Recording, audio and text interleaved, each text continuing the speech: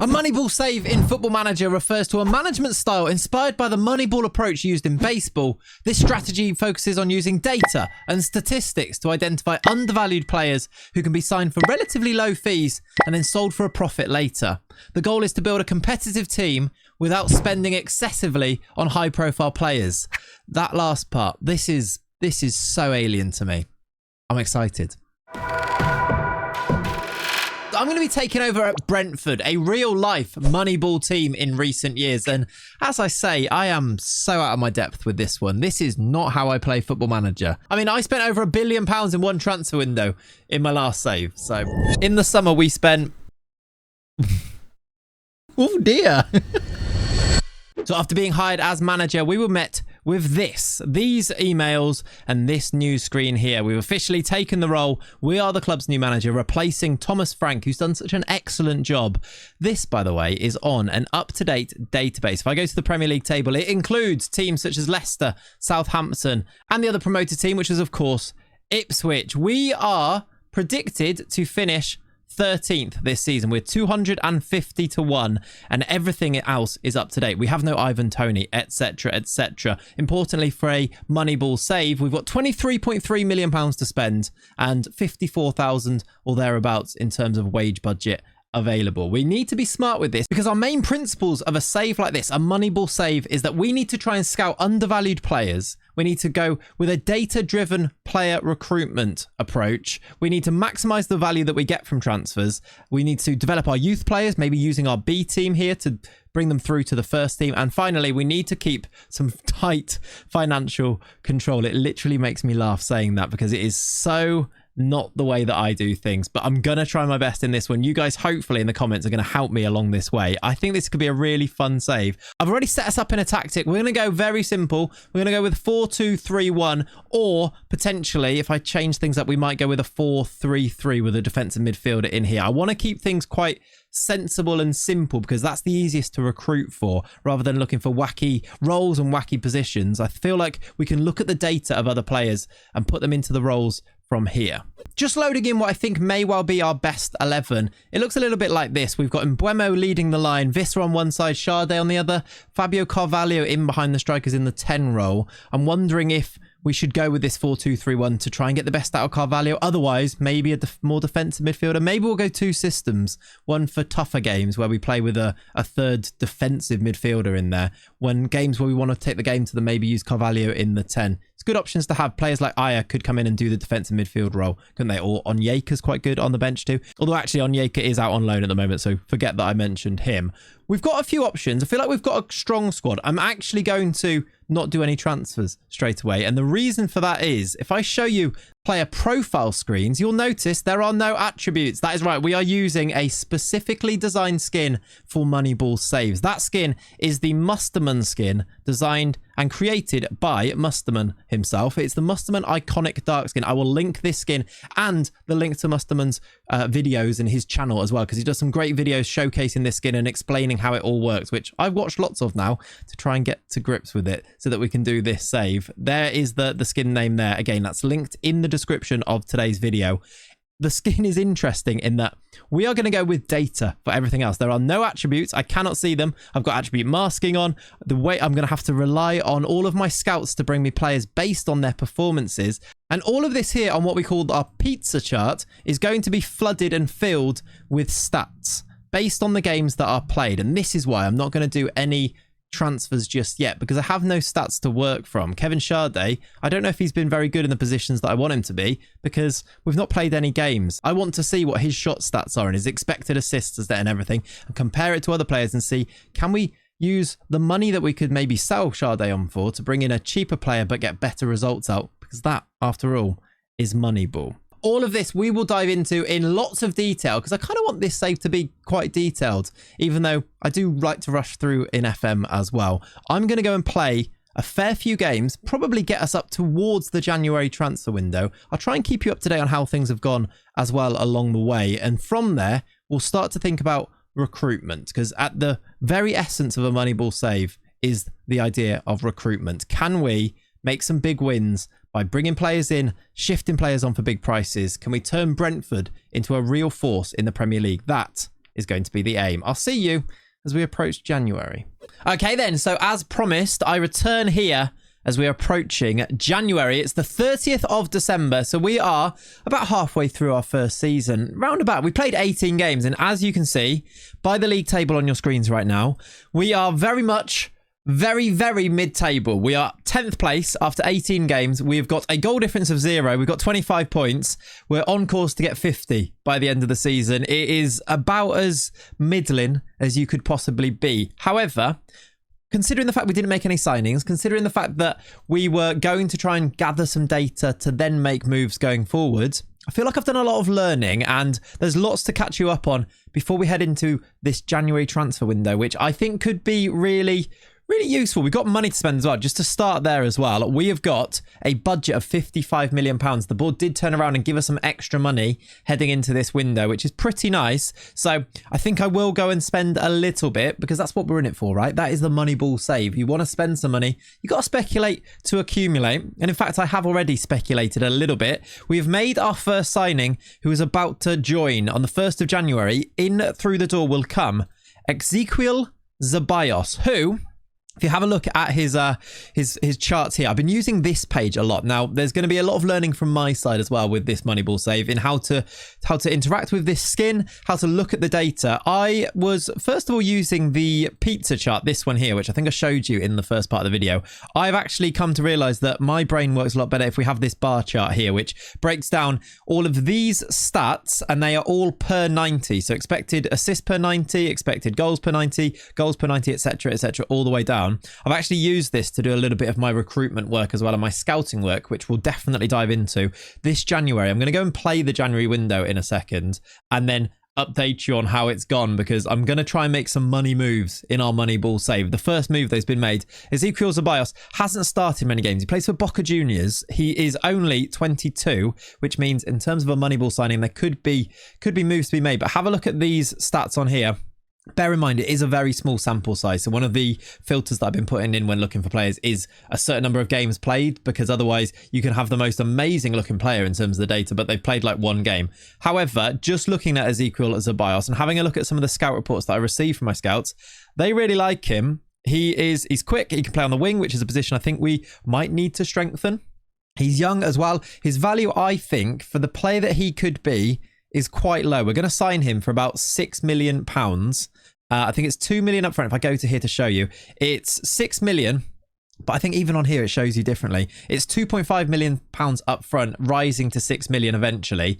I think there's some value to be had there. You can also see that I'm doing a little bit of staff admin as well. I sacked a load of scouts because they just weren't great. I didn't want to sack them immediately because it felt a bit harsh, but I've sacked a few now and brought in some ones that are slightly better, like Christian Buchholz, who is, I think he looks a little bit better anyway. So we're going to improve that way. First signing, Ezequiel Zeballos, Ezequiel Zeballos from Boca. He will slot in probably as a squad option, I think, when we sign him.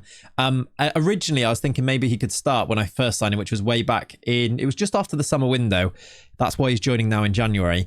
However, let me update you on how the season has gone and who the standout stars have been, and just show you what their data looks like comparatively, because, yeah, he might have to be a backup option now. And that is because the season started like this. We started amazingly. We got a 4-2 win at home to Fulham, London derby. Thought this is a great place to start. Goals from Norgard and Buemo, Visser, and then Pinnock. 4-2. Lovely. We're actually, I think, 1-0 up and then 2-1 down in this game. Came back to win it comfortably. You see the 11 that we played there. Then we backed it up with a loss against West Ham. Then a win in the EFL Cup second round. Then a loss. It's very up and down, isn't it? There were some great results there. If you go through in September, look, we drew at home.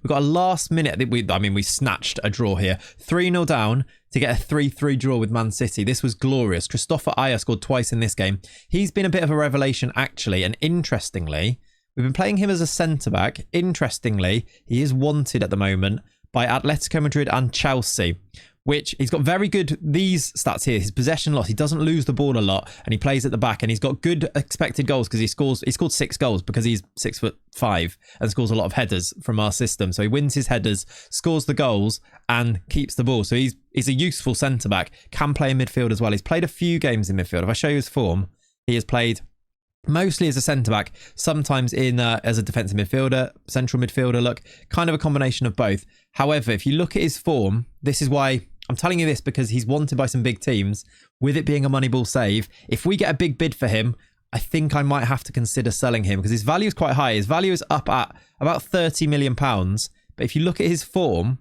he only really gets a good rating when he scores. So he scored in this game, scored twice in this game. This is the City game. Then it's 6.6, 6.7, 6.9. Scored in this game 7.7. Scored in this game 7.7. Otherwise, it's kind of sixes. And that tells me maybe there's an upgrade that we could make eventually too. Just bear that in mind. He got a great draw there though. We drew to Arsenal. We beat Liverpool. Best result of the season so far. This was 3-2 win against Liverpool. We were 2-0 up. They made it 2-1. We made it 3-1. Then Salah got one. 3-2 the final score at our ground at the G-Tech. Then we lost to Chelsea, beat Liverpool in the EFL Cup. We have now gone out of the EFL Cup though. Arsenal have knocked us out in the quarterfinal, so there's that one. And as you can see, results were pretty good, especially like November. We had a really good month. Did lose then though to Ipswich, and this was sort of the downturn in form for us. We only got one win in December. We've gone out of the cup. Only one win, which was against Manchester United, which you might think at Old Trafford, that's a great win. However, let me show you the Premier League table. Manchester United are 16th.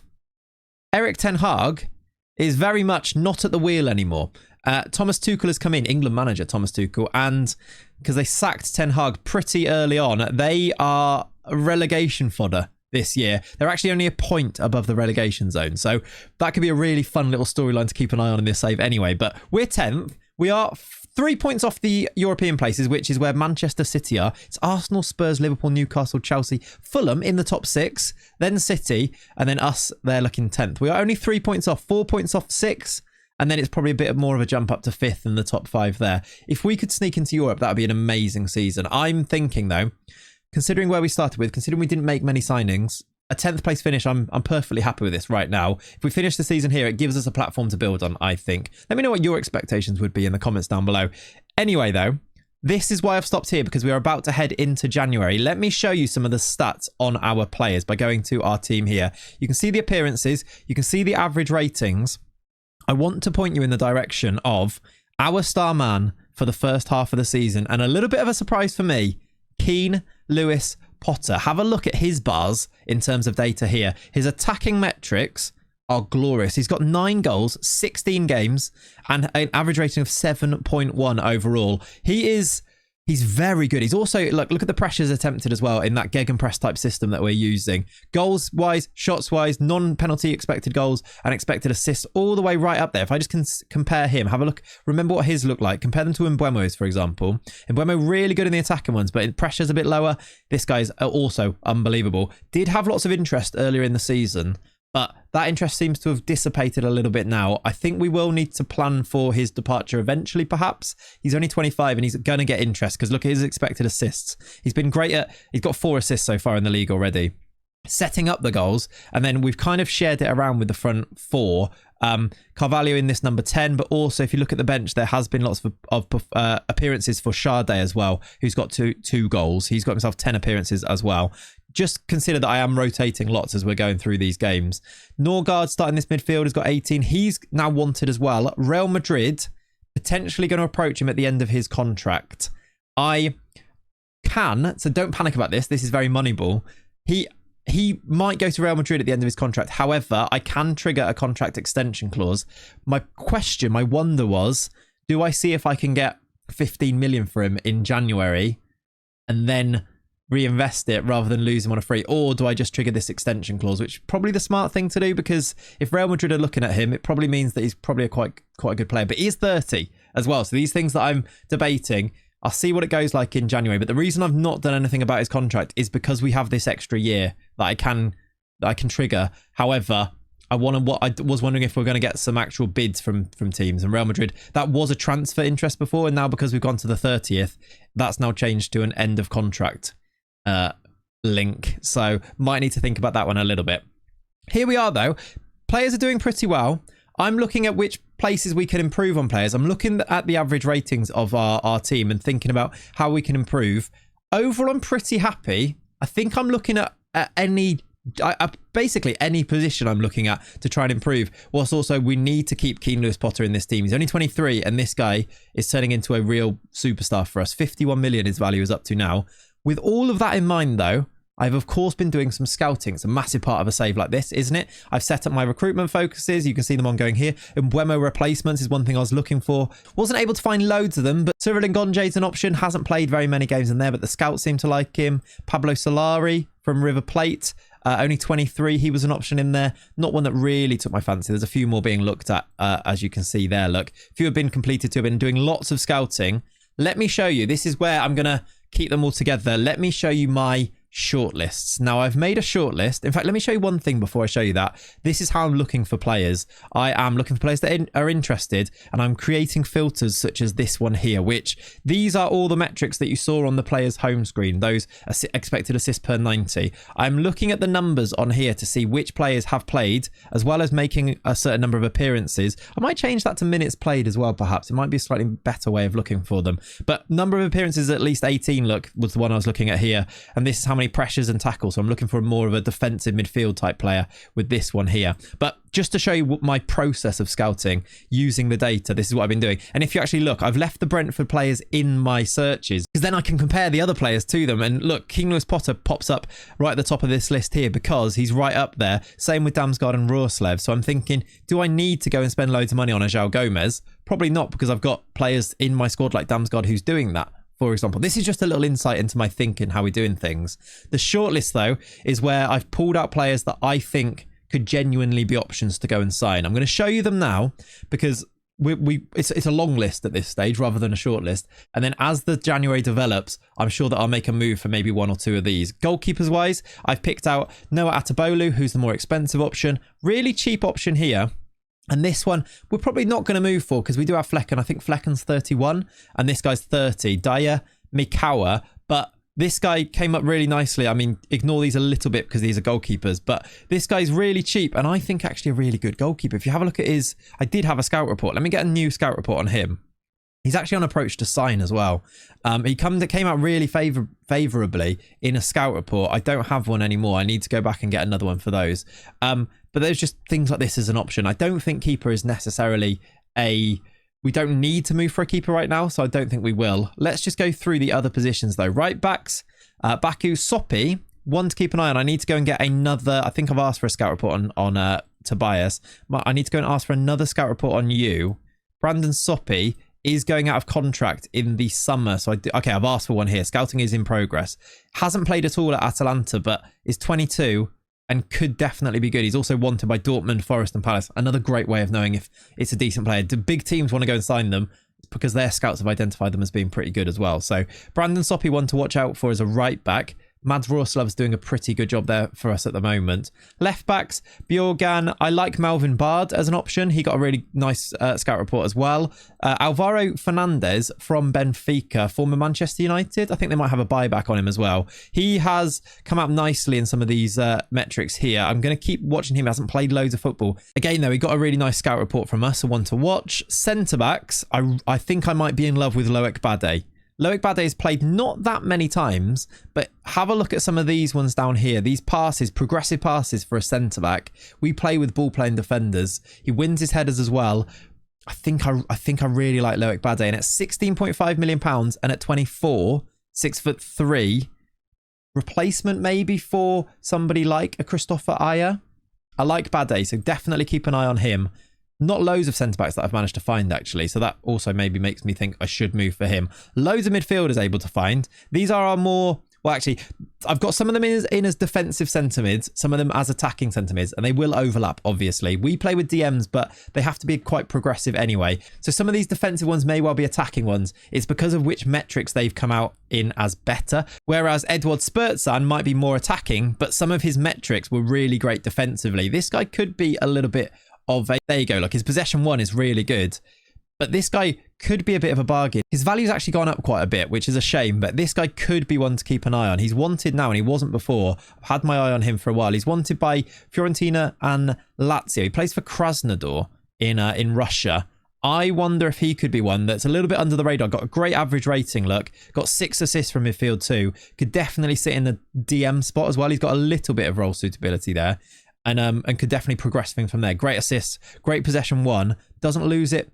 The losing possession isn't too great there, but still. His overall scout report did look really good. I just need to go and re-scout him at this stage here. But Kakare, Matatso, Frendrup, only about £10 million.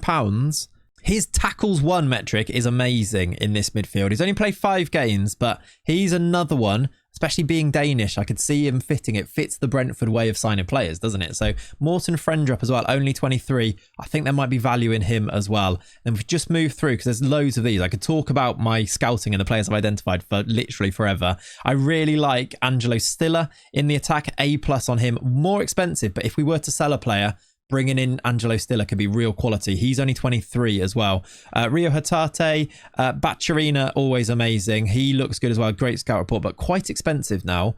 And then Monchi, maybe the cheaper one down the bottom here. He plays for Aris in, is that in Greece or is it in Cyprus? It's in Greece. So there could be value to be had there from signing players from leagues like that, isn't there? Wingers really quickly. I like Bakayoko. Zeballos is coming in anyway, so we need to see how he fits in. Been recently looking at Kerem Aktürkoğlu, who looks pretty good in my opinion. Ritsu Doan. Looking at these Japanese, the Japanese market seems to be one that you can definitely find value in as well. I found lots of Japanese players that I really like the look of. And then in striker, I know that lots of you will want me to go for Gyökeres. It seems a little bit obvious, but if Mbeumo goes, and if Gyökeres is still at Sporting, if we can make sure that he's actually interested, which he isn't right now, look, just to show you, he is the type of striker that we could move for and spend a lot more money on. So just going to keep an eye on him. I also like Kyogo. I also like Marmoush and Karim Konate. I think there's value in all of those ones there. I need to get a new scout report on Marmoush here. That's my scouting. I'm hoping that you like the insight into the scouting that I've done, because I feel like that is sort of a big part of this, isn't there? That's how we've done for the first half of the season. I'm going to go and do January now. I'm going to go and play this January window out. Maybe we'll do a bit of a live com in the video as well to see how our players are doing. But I thought because we haven't signed anyone yet, we don't want to watch loads of Brentford games when it is literally just the Brentford squad. Let's go and do some transfers and we can see maybe how those transfers fit into the side with a live com after that. And then we're going to finish off this season. And I think I'm going to aim to try and do 2 seasons in today's video and make it a bit of a bump up video, because I think a Moneyball save has to be quite explanatory and it has to be quite detailed. So I'll see you after this January window.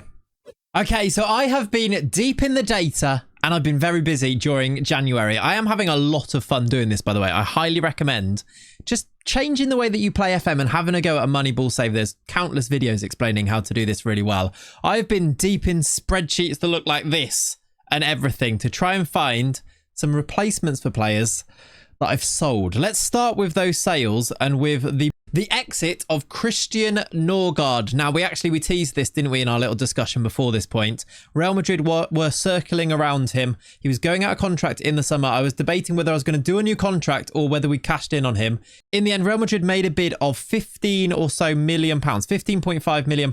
And with this in mind, I was leaning towards keeping him, giving him that contract extension and keeping him at the club. And then I thought, what's realistic here? Real Madrid are going to jump in. The player's going to want to go to Real Madrid. He's 30 years old. It's going to be his last big move. Can I really stand in his way as a Brentford manager and trigger that contract extension? He's not going to be very happy with me, is he? I want to be slightly realistic with this. So I decided to say yes. We're going to cash in. They've given him a bumper new contract, £85,000 per week. He was really important for us. We talked about it before, didn't we? He was having a decent season so far. He's had a really good debut, actually, for Real Madrid in there. I decided to be realistic. So we've got £15 million in the bank. It's great for our Moneyball save. I'm going to keep an eye on the balance and hopefully we can keep improving that balance as well, improving the amount of money that we are bringing in, all of our revenue in that regard.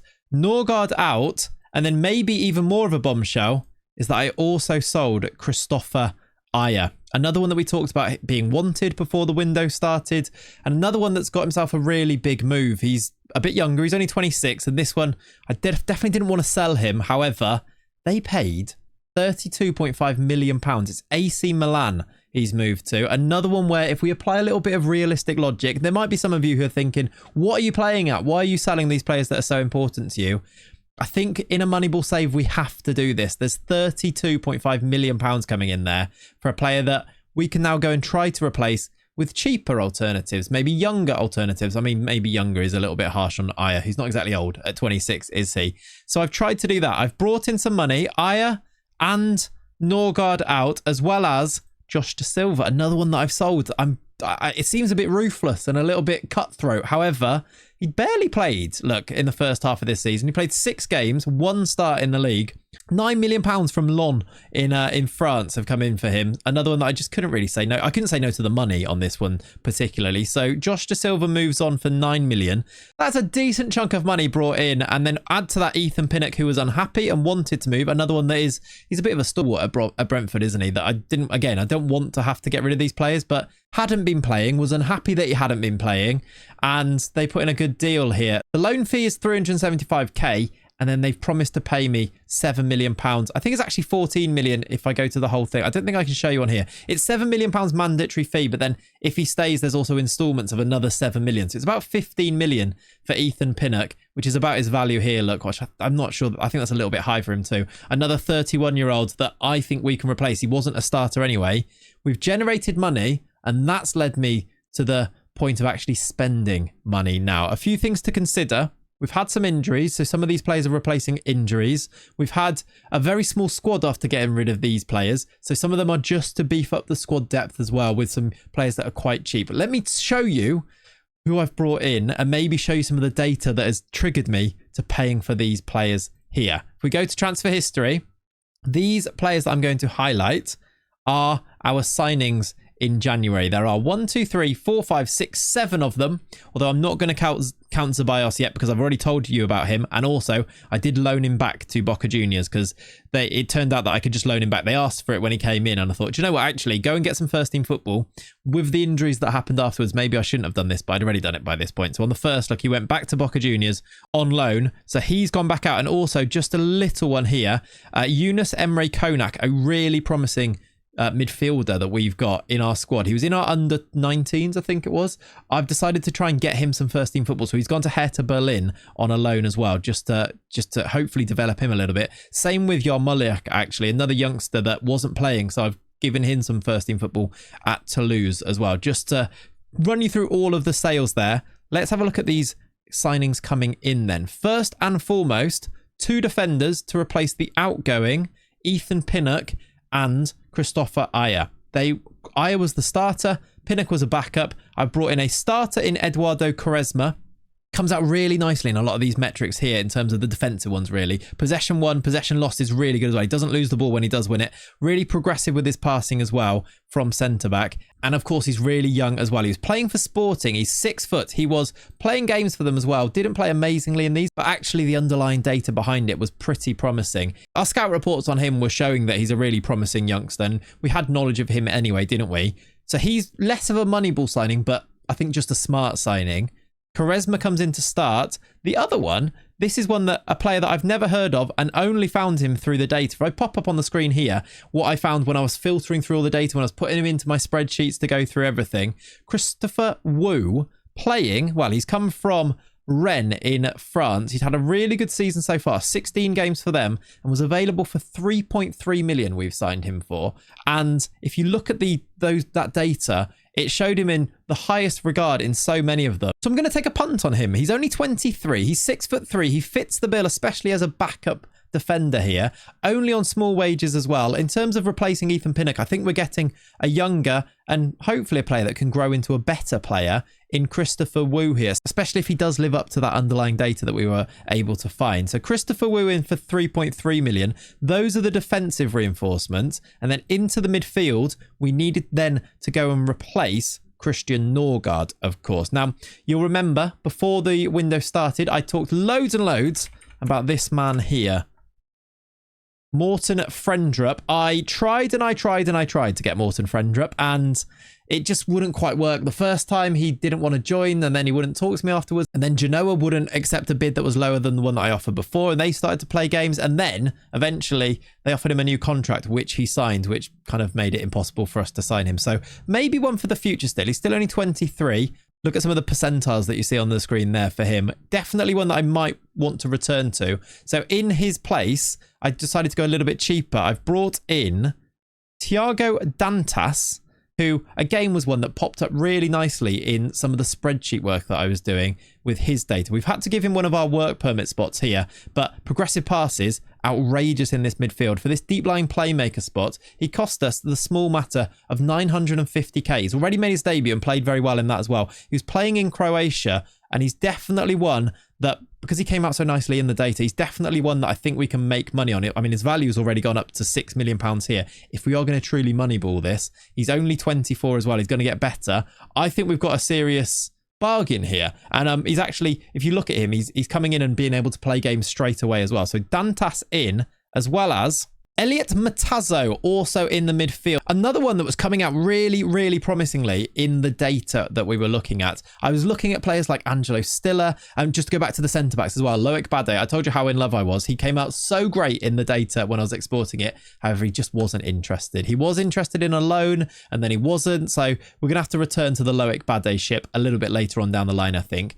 Talking about Elliot Matazzo, it's 8 million, although it was actually 4 million, I think, up front, and then it's 4 million into the future too. Another youngster, only 22. He has had a really good season so far for Monaco. Good assists, good player of the matches, really good average rating, and then all of that data too, which for some reason you can't see on here. I assume this is because he's just moved to us here and we're looking at that data. I'm not sure. When I exported it, there was lots. He's actually got an injury at the moment, so we can't play him just yet. It's only knee tendonitis. I'm hoping that's not going to be a big deal. But even already, his value's up there, only on small wages. He's an under-21 international for Belgium already, so maybe he can go and become a full international there, and we can make some more money. That way, if he becomes a little bit more well-known, his reputation grows. But I think him as an alternative, both of those coming in for the price of Christian Norgard going out, both young, decent players, I think. Well, actually, probably better than decent players, especially in the case of Dantas. I think we're moneyballing it, aren't we? We are, at this stage, moneyballing it. And then finally, in terms of outfield players, this was because of injuries. If I go to the squad right now,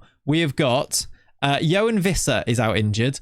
Brian Mbuemo is out injured, and Elliot Matazzo, who I've brought in, is out injured. We also had the small matter of the African Cup of Nations, so we had a load of players missing from there as well. We've done okay in terms of results, I'll show you, but we had so many players missing that I just thought, actually, with some of the loans that I've loaned it out, like Yarmoliak and some of the players we've lost, I needed some players to just beef up the squad generally. And then I found this guy. Again, data on the screen right now. Have a look at the underlying numbers of this man here, Cesar Huerta. You probably never heard of him. I've never heard of him either. He was playing in Mexico for Pumas, where he's having an unbelievable season. 18 games, 3 goals, 4 assists, 4 player of the matches, 7.36 average rating. Available for about £10 million, which seems like a lot. It's actually a decent punt in terms of money for Brentford, isn't it?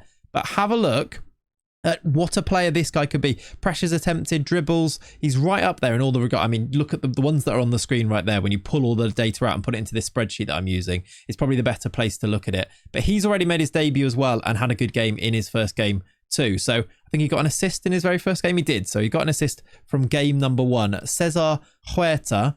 I told you, I'm really enjoying this. I'm digging down into actually moneyballing the save here. He comes in, and then finally a real moneyball signing and a plan for the future from me. It's this man here. I talked about him a little bit. I said that I found a keeper that I think is really good and really cheap.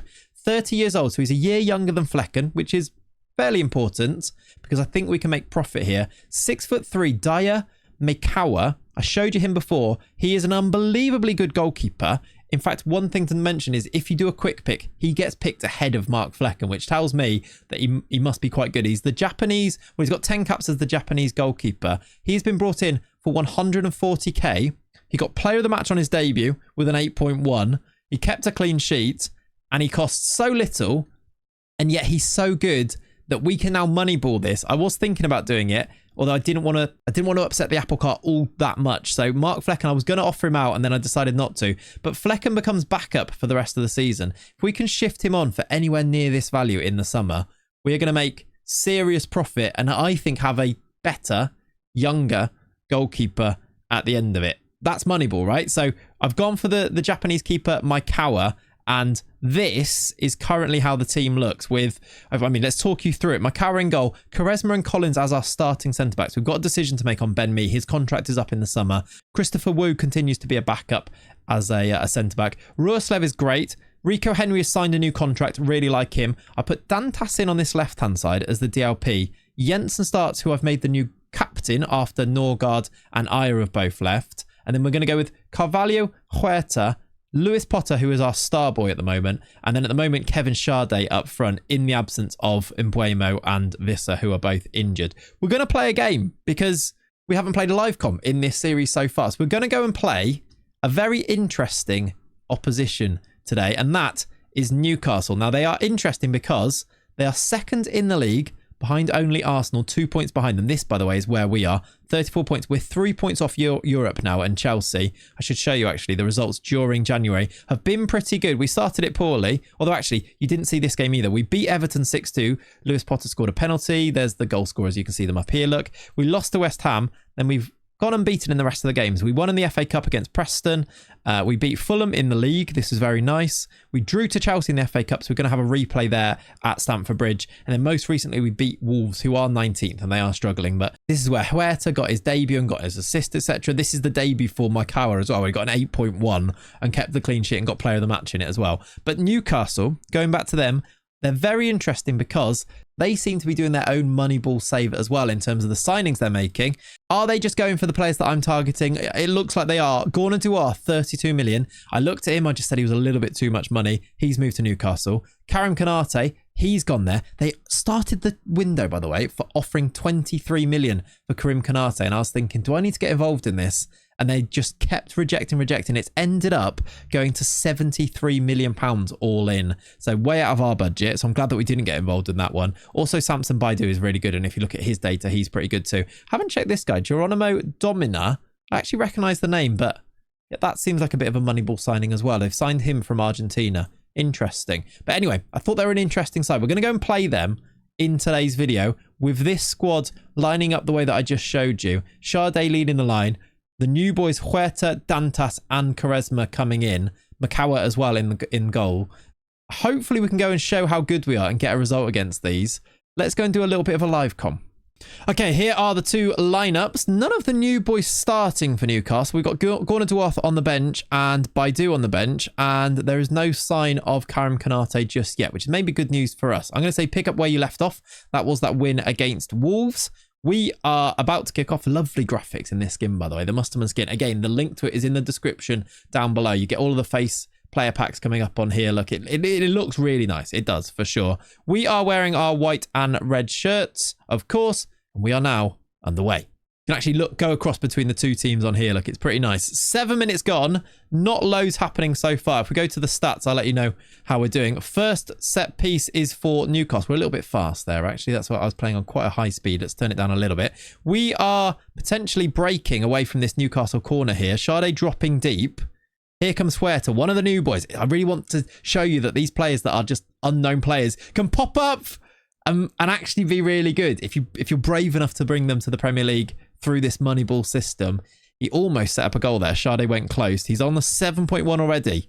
Had you, let me know, like, be honest, had you heard of Huerta before? I doubt it, right? And Dantas, have you signed him before? Maybe not. Eduardo Quaresma perhaps, though, because he's a little bit more well known. Him and Usman Diamande, of course, are the centre backs at Sporting, so you've probably heard of him, I'm sure. But yeah, it's an interesting thing. Again, Maikawa as well. Have you heard of him? He's really good. I'd love to actually see what he looks like when I could see his attributes. Although that is the fun of this save, isn't it? I'm just looking at scout reports and things like that to show me that he's a really good goalkeeper. And the fact that he played one game and got man of the match, that's helping. Keane Lewis Potter, star boy, he's put it wide.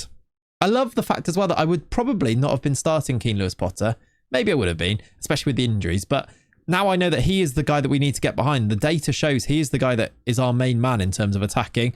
We've almost scored again there. Sade going close. We are taking the game here to Newcastle. They're second, remember. We are just outside those European spots. Chelsea are actually the team above us. They've taken the lead against Arsenal. If we can beat them here, we might be on a bit of a push for Europe in our first season, which would be definitely above and beyond what I was expecting. But I think we can actually do it, especially with some new recruits and Mbuemo and Visser coming back from injuries. Why not? Why not? Maybe I'm getting ahead of myself as Newcastle are on the attack here.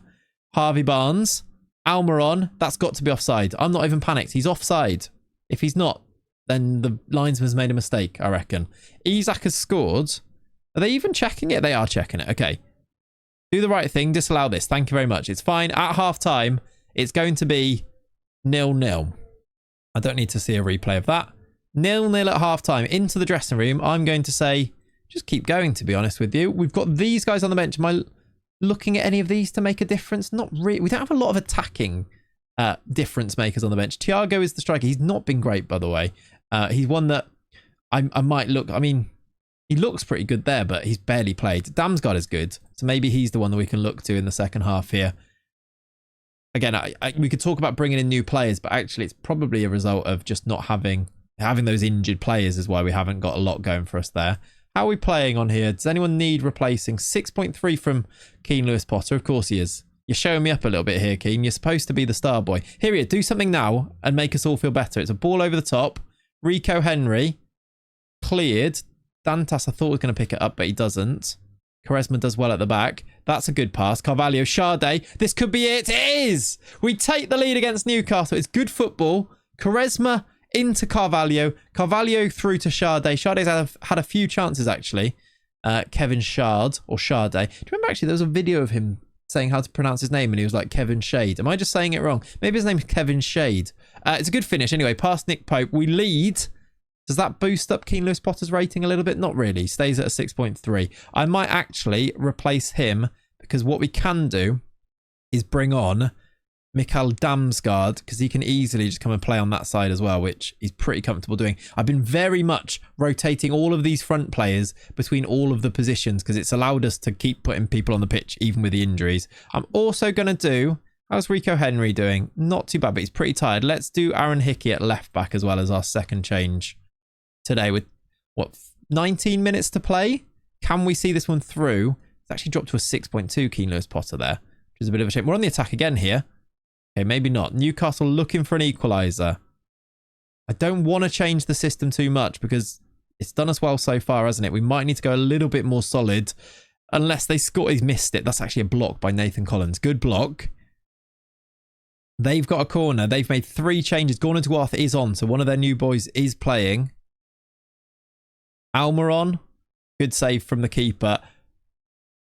15 to play. I'd love to see this one through. Be a really good showcase of what we are building here at Brentford under this Moneyball approach. Dantas picks it up, goes to Quaresma. 2 of the new boys combining to clear the ball. 10 to play.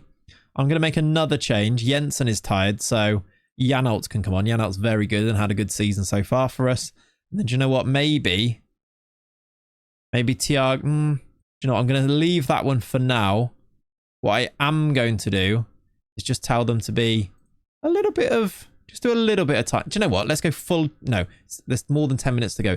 A little bit of time wasting. Then on the next set of subs to waste a bit more time. We've got, what, 2 more subs to do? 1 more stoppage? Let's do that now and we can go a little bit more time wasty at that stage. Maybe Huerta's quite tired. I don't want to bring on Max Dickov. I could do that actually. We'll do... Sade can go there and then Thiago up front and we'll change Huerta. Like, I didn't go more defensive, did I? I think that's okay. Let's see how this highlight goes for Newcastle first. They've got runners. It's Joe Willock, I think off the bench. He's put it over. Leave rubbish, Mike Hauer. Leave it there. See this one through, lads. I'll tell you what I am going to do. Let's go to more time wasting. We're on the attack. Janelt's corner headed away. Just keep it in the corner, Shade. Kevin. We'll call him Kevin. There's a break on here. Willock's in again. There's so much space for Joe Willock. It's a save. It's a brilliant save by the new goalkeeper. Again, he's on a 7.2. That'll go up again, won't it? He has actually saved us there. It might be enough. Oh my God, that's off the line from Janelt. That might be enough to win us 3 points in this game. Unless they can conjure something else. He's up to a 7.5. He's almost... If it wasn't for Carvalho on a 7.9, he's almost in line for player of the match again. What a performance from us. What a win that is for us, by the way. We've beaten Newcastle, 2nd place Newcastle. And we surely now are pushing for those European places. And that has to be the aim. I'm going to go and play now until the end of the season. And I'll let you know if we make those European spots. They dropped to 3rd. We are now 1 point behind Chelsea. Did they draw? They did draw to Chelsea. To Arsenal, sorry. I'll see you at the end of the season and see if we've made Europe, because that has to be the aim now. I'll see you then. Okay, here I am then at the end of the season, and I've been playing this save a lot, almost obsessively is possibly what you'd call this over the past few days. And because of this obsession, I've got to the end of our first season in charge at Brentford in our Moneyball save, and we have finished, amazingly, 6th in the league. We've qualified for Europe with Brentford. At the moment, it's the Conference League. I'm hoping that gets bumped up to the Europa League based on how some other teams do in the other competitions and things. But we will be playing with Brentford European football for the first time, I'm pretty sure, in their history, right? It's been an amazing second half of the season, and I've already started plans for the summer as well in terms of which players we can bring in, how we're going to continue this Moneyball train that we've now got a roll in. 69 points is our final total. We've had an amazing run of form, to be honest, just using this 4-2-3-1 system, which has just brought about results. And I've been rotating so much. If you have a look here at some of the stats, which I think is going to be an important part of a save like this, isn't it? To have a look at who's been performing, who hasn't been performing, because having a look at the statistics around the players is going to be a huge part of this save, of course. I've got on here our appearances, the goals scored, and also the average ratings, also the last 5 games as well, which have been in great form in the last 5 games. This is the team that played our final game where we drew to Everton, and you can just see some of the names in there. And Buemo's ended up on 13 goals. Keane Lewis Potter, the big superstar, I would call him, of our first season. Maybe the biggest surprise. We know he's a good player, but the data's sort of showing that he's not just a good player, he's a really good player. If you look at this profile screen here with my bars for the percentiles, all of these attacking ones towards the top here, he's coming out really, really highly in that. He is wanted as well. He's attracting some interest from Burnley, Luton and Al Ahly in Saudi Arabia. One big addition and a nice surprise is the signing of Cesar Huerta. Again, have a look at his profile. The pressures attempted is really high up on there as well. Great dribbles. These are pretty good. Played 15 games for us since signing in January. He signed for, what was it, about 10 million? He's also scored 5 goals, got 2 assists, and an average rating that's nearly a 7. For a player that was pretty unknown, he's come in and done a really good job for us. And like I was mentioning, I've been rotating loads. I've tried to create here a bit of the squad view of who I might want to keep for next year, and then we can build around it when we'll talk about recruitment. Of course, we will be talking about recruitment. And in fact, I know that I showed you some of the spreadsheets data that I managed to pull out. I'm going to show you how I've been creating that in this little section here, because if you want to do your own Moneyball save, maybe it can serve as a little bit of a tutorial about how to go and actually do that yourselves.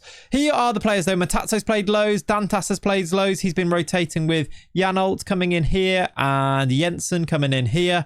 We have got some great performances over the course of the season. Carvalho's been good. Huerta and Buemo's been amazing. Been really impressed with Johan Wissa, who's got 8 goals, 26 appearances from him, but he is actually injured at the moment. Oh, and just to mention, Thiago broke his leg, which is why he's played 2 games over the course of the season. So Igor Thiago, I don't know what we're going to do with him. Maybe sell him in the summer.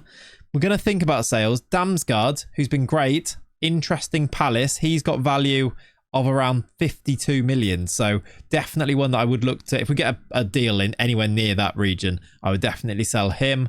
Keane Lewis Potter, I don't want to sell, but he has got that interest. This is maybe the one that I think I might be thinking about selling in the summer. It's Nathan Collins, who data-wise is solid, has got a massive value, is wanted by Chelsea and Al Ahly. Al Ahly looking at a couple of our players. If we get 50 million for Nathan Collins, I will be selling him, and that's especially pertinent right now because I have managed to already replace him with, finally, I mean, I've been talking about it for so long, Loic Bade eventually was interested in joining us. He had a release clause of 16 million. It's quite an expensive signing for a Moneyball save, but I'm going to go for it and bring him in the summer. He's going to be the Nathan Collins replacement preemptively, I think. He is one signing that we've already done. Other ones we'll need to look at. Let me show you the results and how we got on, how we ended up achieving this 6th place finish in the Premier League. In fact, before we do that, I just need to show you something else as well. Look at the top of the table. City on 83, Arsenal on 83. The same goal difference. City win the league on goals scored. They actually won more games as well. I don't know which one is the divider there between the two, but a differentiator. I think it's the goals scored, right? They scored 80 goals to Arsenal 72. What an end of the season that is, especially as Arsenal, I think, scored 4 on the last day of the season too, but City also did win. Spurs only 3 points behind, then Newcastle, then Liverpool, 1 point behind 5th, us. we couldn't stop winning at all. We just could not stop winning. 69 points is really solid. We actually drew the last game. Otherwise, it could have been. There was a chance that we snuck into the Champions League on the very last day, although we kind of bottled it with a draw against Everton in that one. Either way, though, it's been very, very good. Look at this. Highest average rating. Our keeper, Makawa, 7.27 in the Premier League. He's been a revelation coming in to be our goalkeeper. What a Moneyball signing this is. By the way, go and check him in your saves. Is he actually good? For 140k, we've brought in a goalkeeper that's got a 7.27 average rating. That is outrageously good. And he's now valued at about 10 million. If we were to sell him on, we'd make huge profit. I don't want to, though, because he's 30. We've got another maybe 5 years for a goalkeeper in him. But what a signing he's ended up being. Let's have a look at that schedule, as I mentioned then. From January onwards, which is where we picked things up, I'll highlight them here. You can see it was pretty much plain sailing. We went unbeaten from the 24th of February, where we lost to City. After that, though, we didn't lose a game for the remainder of the year. We were out of all the competitions. We lost to Chelsea in that 4th round replay after getting that draw. But after that, look, we didn't lose a game. We drew to Chelsea, drew to Forest, drew to Everton at the end, but beat Manchester United, who, by the way, were recovered under Tuchel, because considering they were relegation fodder, weren't they, at the start? They got 55 points in the end, just outside Europe, though. I do want to find out if we're going to get Europa League or Conference League. Does that mean the FA Cup final hasn't been played yet? I don't think it has. No, it's Bournemouth City. Does that mean if City win it, it goes down to another European place? I think that's the case, which puts us in the Europa League and not the Conference League, which would be huge for reputation, huge for trying to attract players from our shortlist, which I'm still keeping an eye on all of the players, basically. I'm going through. If we have a look at let's go to the defensive midfielder one. All of these players now, if I click on whether they're interested or not, there's only a couple of them. Ooh, Morten Frendrup is now interested again. He wasn't before. Could be something to revisit in the summer. His value's gone up a bit. Data-wise, he's very well-rounded on his data. Not really like massively excelling in any area. Pressures are pretty good, but has a attacking threat and a defensive solidity to him, which I do really like about him. I have been thinking very closely about this man here, not this one. If I go to doubtful, he's not interested anymore. Angelo Stiller, I did get a scout report saying that he would have extremely doubtful transfer interest. I'm wondering if I spend big on Stiller, because he's been someone that I've been tracking for so long. Is his data good anymore? His data's actually not as high anymore, but because he's 20, like the scout report's massively high. His value's 19 to 28 million, so he would be quite expensive. If we're going purely on Moneyball, are these percentile numbers good enough to go and sign him, or is it just the fact that I know he's really good and because I've targeted him for so long? Or is it one of those where you look at these numbers and you think, put him into this team replacing someone like Jensen, and those numbers go into the stratosphere? He's a German international as well.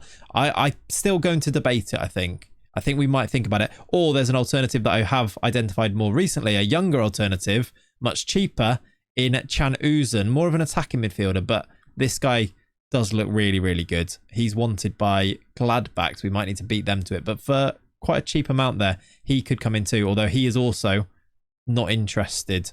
Baturina still is, but he's still really expensive. If that price came down, we'd go and sign him in a heartbeat. This guy's really good. You can see the percentiles are slightly better on him as well, and only 22.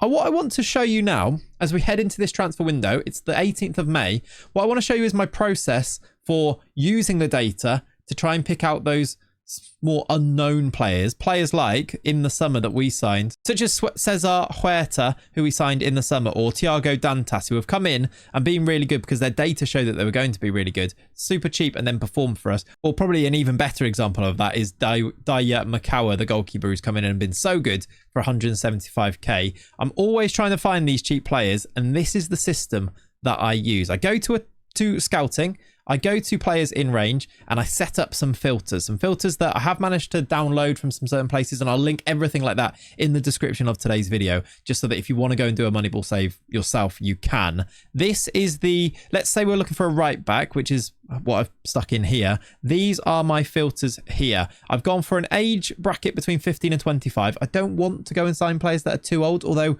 it's not not Moneyball to sign a player that's approaching 30 if there's value in doing so. But I think you get the most value, obviously, if a player has a sell-on fit value and you can sell them on for more money eventually. That's the idea. You want to get them when they're before they've peaked, and then when they have peaked, sell them for silly money, like Nathan Collins, who was signed for about 20 million. If we can sell him for 50, that's Moneyball. These are my other filters I've put in these leagues here that are all selected, which is basically the top division in across Europe, pretty much, and also the USA in there. Lots of different leagues that I've chosen. They need to have played 930 minutes because I want them to actually be a player that's playing matches. Otherwise, it skews all of the data. Like, you become like 99th percentile because you played one game and had loads of key passes in that game. That's what I'm trying to exclude with this one here. And then finally, towards the bottom, I put their transfer value range as between 500k and 15 million. I don't want to overspend on players, so I want to try and find some bargains. I've been tweaking this as well to look for real bargains. If you want to put this down to like 5 million, you find those really unknown players. And I've also then got the positioning as accomplished for right back rather than natural, because I don't mind retraining a player to go and play there if necessary. With this filter, this finds 67 players, which you could go and scout them and you know, go through here and scout these guys because you know that they're going to be quite good. But I want to use their data to find the best players. So if I scroll to the end of here, you will see that this is all of their data in the games that they've played. This one here is clearances per 90 minutes. Now, this on the screen, it looks like a lot. I'm very aware of this. But if you export this by... This is the next step. If you make sure that you select all of, let me go to the end of here. You select all of these players, you should be able to do Control A and select them. And then if you see that I've got them all selected here, if you then do Control P, it will then print this. But we're not going to print it. We're going to turn it into a web page. There is my web page here. And if you do this and save it, we'll save this as Right Backs 2024 and save this, you can then do our next step, which is this. And here is where you find that particular, that file that we've just printed opens like this. I want to open it using Chrome just so I can open this here. And this is all of that data now exported, which I can now use if I am going to highlight all of it, copy it, and then I'm going to go to a spreadsheet, which again, I will link so that you can go and download this, a spreadsheet that will pull all of that data out and allow me to filter it. And if you just paste all of that data into the top left hand corner here, I've now got all of those players. You'll notice players like Lewis Bloom, who was actually already on my shortlist, in here with all of their data across here. And if you go to this tab on the bottom here, filter, I can now filter these players by their data that we want to look at. So for example, if I'm looking for a right back, maybe I want to look for progressive passes or key passes because I want them, let's go chances created per 90, because I want my right back to be a bit of a playmaker and create chances, and you can filter this however you like to. I want to only look for 90 percentile players and filter them by here. I've now got 5 players that pop up from those filters that are going to be my best chance created players. And this is now what I was showing you at the bottom of the screen when I was doing my filters to try and use the data here. Hopefully this shows you. So on this one here, you've got like players like Timothy Pembele playing for Le Havre. His value is less than 10 million. He's got a great average rating, and he's really amazing out of these players. 98th percentile at creating chances out of these players, which out of the players that I'm looking at, he's right up there in terms of value, isn't he? If you want to then go and do a second one on here, you want to have a look at maybe, let's look at pass completion percentage, and maybe then you can compare these ones. And the best one out of these is Denso Cassius. Then if I go back to my game, I can look for Denso Cassius, and we can have a look at what his stats, or we can have a look at what his data looks like in here. And I'm looking at his expected assists in here. That's an outrageously good bar chart. He is 10 to 12.5 million. What I'll then go and do is I'll go and scout him to see if he looks any good when my scouts come back and can tell me a little bit more about him. Hopefully, I wanted to include that. I know it's a bit of a tutorial in the middle of the video, but I feel like people watching this will want to know this type of thing. That's how I've been finding players. And then from there, I've been trying to compare them and see which one is the best to go and sign. I'm going to go and do now our transfer window, where we've got at the moment 70 million. They haven't given us our new budget yet. If I continue once, they might just give us our budget now that we're confirmed where we're going to finish. But I'm going to go and do our transfer window now and come back once I've done a bit of business and show you what the squad is going to look like going into our second season. Okay, slight update here before we get into the absolute meat of this transfer window, because I've sold so many players that I felt like I needed to talk you through my thinking before getting into it. It's only the 14th of June, so I've done a little bit of time, but as you'll see, our transfer budget is up to £185 million, and I have sold, I think, 3 players so far, but also another couple to go out. If I go to the transfer history, this is still all of last year's as well. 2 players so far, Mark Flecken and Thiago, have both left. I think that's it for now, right? So yeah. Oh, and Pinnock has now gone on a permanent deal, I do believe. But Thiago for £10 million, very happy to just get money for him. He broke his leg last year. Doesn't look, in terms of, I mean, doesn't look like he's going to be all that good. Our coach report on him wasn't particularly good. I don't know if he's as good as he was in real life. Also, we hadn't on this database signed him for the big transfer fee, so I feel less bad about selling. Well, it's 6.75 million. I feel less bad for selling him for 10.5 because, you know, that's still technically turning a profit on him, isn't it, for this Moneyball save. Then Mark Flecken, I got 7.5 million for him, which might be a little bit low. He's gone to Palace, but with the brilliance of Makawa, our new goalkeeper, getting around about our money back on him felt like a good opportunity. So he's gone to Palace for £7.5 million, and we're going to hopefully add to that with a few more transfers on the way out as well. They are Nathan Collins. He has moved. Al Ali came in, and I actually couldn't even stand in his way. I was going to make a decision about whether I was actually going to keep him. They've given him, or must have given him, a massive wage to go and join them. He actually spoke to me and said he was slightly concerned. Look, can I go on that there?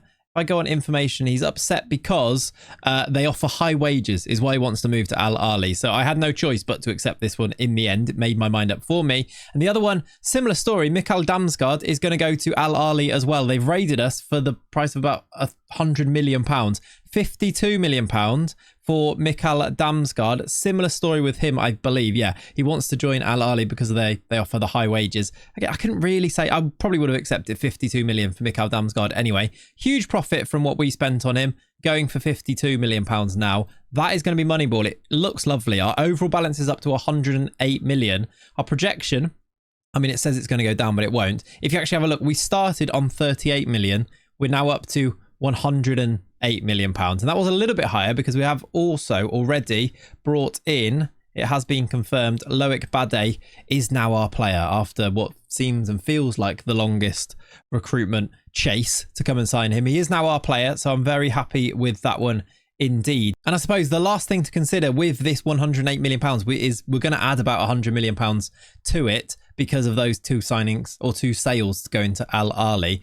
Last couple of things I wanted to mention before I look at who we're going to go and sign is with the board, I have been trying to improve these things. Our youth level has been increased. Can I increase it again? Not yet. We are also spending money on our youth facilities and our training facilities. I think it all comes with the Moneyball save. If we reinvest it in the club to hopefully improve things, that's only going to be a good thing, especially with the youth facilities, because we did have a youth intake. It was actually really tragic. There are a couple more that are coming in on top of this. I don't know where they've gone to, but none of them were very good, basically. So that's what prompted me into thinking we need to go and invest in the youth because we're not getting good players coming through there.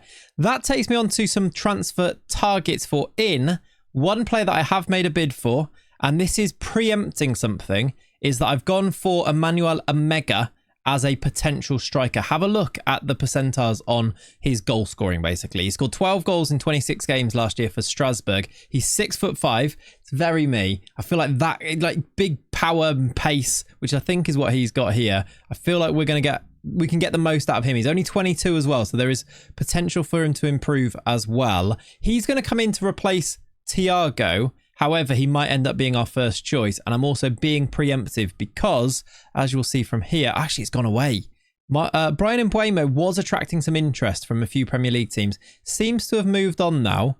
Ben Mee is also wanted. I might need to sell him because his contract may well be up. Rico Henry, I had to reject a bid from Newcastle. It was about 50 million.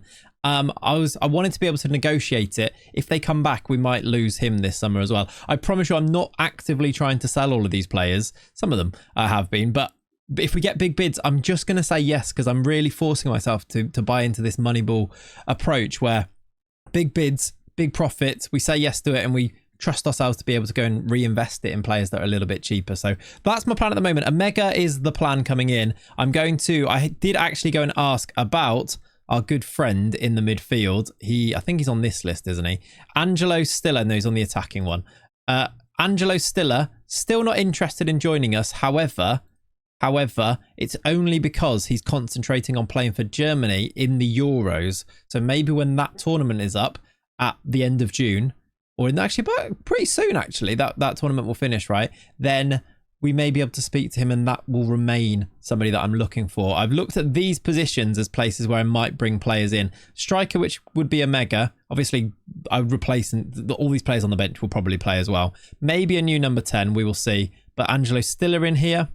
Jensen, and then Janol and people can always play in here. We got Matazzo as well. But in my head, I'm just going through what my recruitment focus is. I want to keep Lewis Potter. I want to keep Mbeumo. I like our back five now. I really do like this back five. And then maybe just in the midfield and the attack is where I'm going to be targeting players to come in. That's a little update. I'm going to go and finish this window now, and I'll be back with what actually happens. Okay, so I've officially completed our summer business. I say officially, the window is still open. However, it's first game of the season time. It's the 9th of August, and this here is the business that I've completed this summer. I've spent £59 million, which is a significant outlay, especially in a save like this. But I have also brought in £126 million.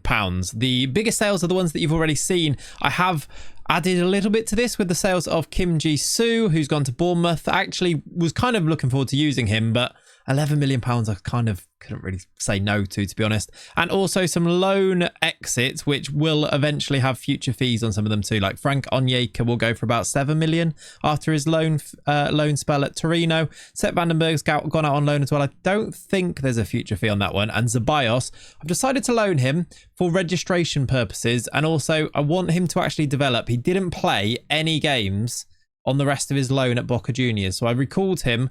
I found him a loan to Parma now, where they've promised to play him. They have already played him in some friendlies.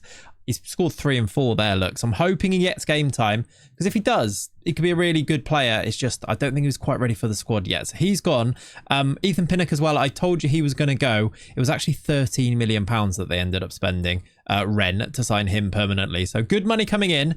Add that to the money we made last season. Now, actually on this screen now, it doesn't have all of the old transfers on there. Everything that is on these screens is what I've done in my Moneyball ways. It's £74 million spent plus 59. So what's that? 130-ish million, 133 million pounds spent.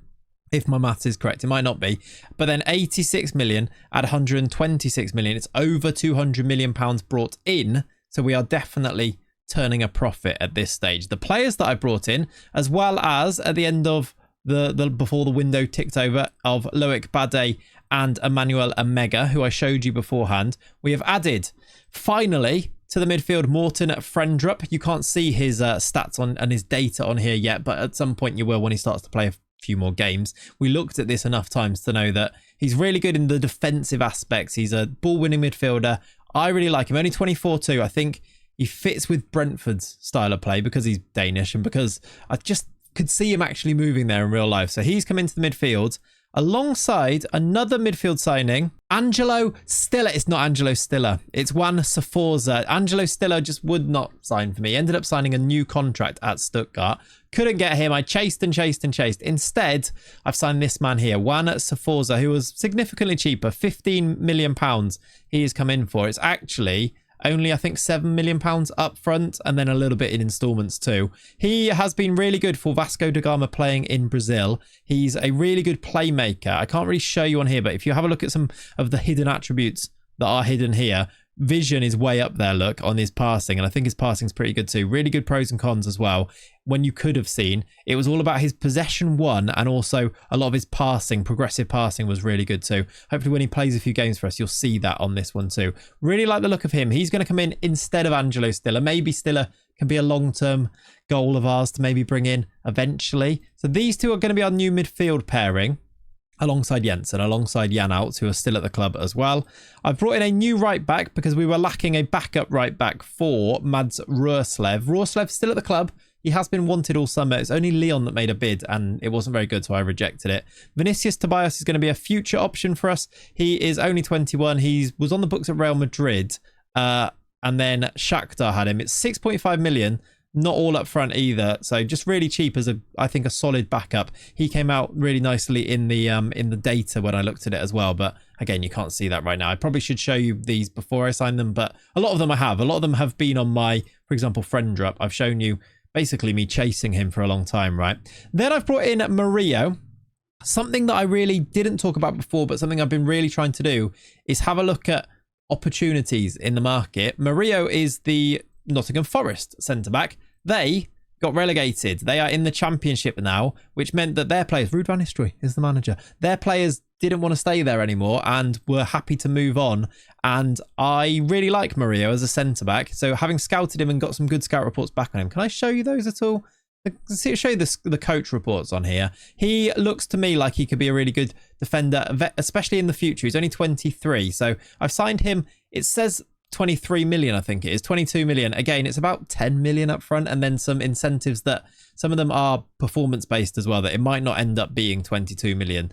And of course, we have raised so much money that I feel like I can put this money out there. He's naturally left-footed as well, was something we didn't have at centre-back. So I've gone for him. And then finally, the last bit of business is because of an injury, actually. We've had an injury to Bryan Mbeumo, he's broken his foot, as you can see here. So he's going to be out for at least 2 to 3 months. And we were lacking numbers, really, but I couldn't register anybody else. So I decided to go for a player that I've been looking at and maybe thinking about signing, Tyler Dibbling. I've signed him on a loan to then maybe see if he's good enough to sign permanently eventually. I don't like to do loans in a Moneyball save because then we're just developing somebody else's player here. But I think in this case, just as a replacement and because I don't have to register him because he's only 19 and he's homegrown, I just thought it made a bit of sense to bring him in. Those are the outgoings. These are the incomings. One big talking point is you'll see that I've been looking at the homegrown status a lot on here. I've had to make one sacrifice, and that is Thiago Dantas, who we brought in the January of last season. He was only 950k. He played all right. This is one of those ones where the data showed him to be amazing. When he actually played for us, his data wasn't as good. So I've had to not register him. I'm looking to see if I can find him a loan before the window comes up or a permanent deal. If we get £10 million for him, I'd be really happy to let him go. If you have a look at some of these yellow attributes on here, he's a good player. I'm sure he is behind these hidden attributes. I'm just not quite sure that maybe it's his reputation is low and then his performances for us weren't great, and I had to make one sacrifice, so he's not registered at the moment. Everybody else is though, and the squad looks like this. I want to talk you through it because this is kind of the update where we're at the moment, and then we're going to play a game. We're going to play our the first game of the season, second season. It's at home to Luton, so we can see these guys in action. Goalkeeper is going to be Maikawa for this year, with the backup being Balcom, who is a 25-year-old. He's English, which is why he's now our backup. I'm going to see if I can find a new club for Valdemarson, who is pretty good, but Sheffield Wednesday are looking to sign him, but he's not homegrown, which is why I'm going to go with an English backup goalkeeper. It seems like a good way to win in that regard. We're right on the cusp of the registration rules, and that's without thinking about the Europa League, which we are going to be in this year. Man City, I think it was, won the FA Cup, meaning we did get the Europa League spot in the end. Maikawa is going to be Maikawa's going to be our goalkeeper, I should say. Right back is going to continue to be Ruslev. He's not wanted anymore. Tobias as the backup. Centre backs Quaresma, Bade, Christopher Wu and Murillo. I think a really strong four there. I think you could actually interchange them all without really seeing too much of a drop off on any of them. I think these two are going to be first choice for now, Quaresma and Bade. Rico Henry, not wanted anymore. I rejected, I think it was £45 million from Newcastle in the end, but I was just looking, he's homegrown at club. I don't know if we can replace him with a player that's as good, even in a Moneyball save like this. So he's going to keep playing. He's going to be our left back with Hickey being the backup. The two midfielders, Frendrup and Saforza, I think, hopefully, will complement each other quite nicely as a playmaker. And I've changed to a ball-winning midfielder in here because I think Frendrup suits it quite nicely. With, of course, I mean, these two are going to play today just because I think they're new. But also Jensen is still just going to be a stalwart of this team. I really like him, and also Janout. And when you have injuries, these guys, I'm sure, will find themselves back on the bench. Janout's actually not in the squad at all at the moment. Although he could easily take Jensen's place. But I've made Jensen the captain, so there we go. Matazo also, I could drop out for him, but he's one that I've bought, so that's why he's on the bench at the moment. Then the the three behind the striker is going to be Keane Lewis Potter, who would become, if Bryan Mbeumo was not injured, this would be Mbeumo on this side. But I'm going to do Keane Lewis Potter on this side for now. Carvalho starts as the 10. Have been looking at Baturina. I've looked at few other players too, and just thinking about whether I wanted to replace him.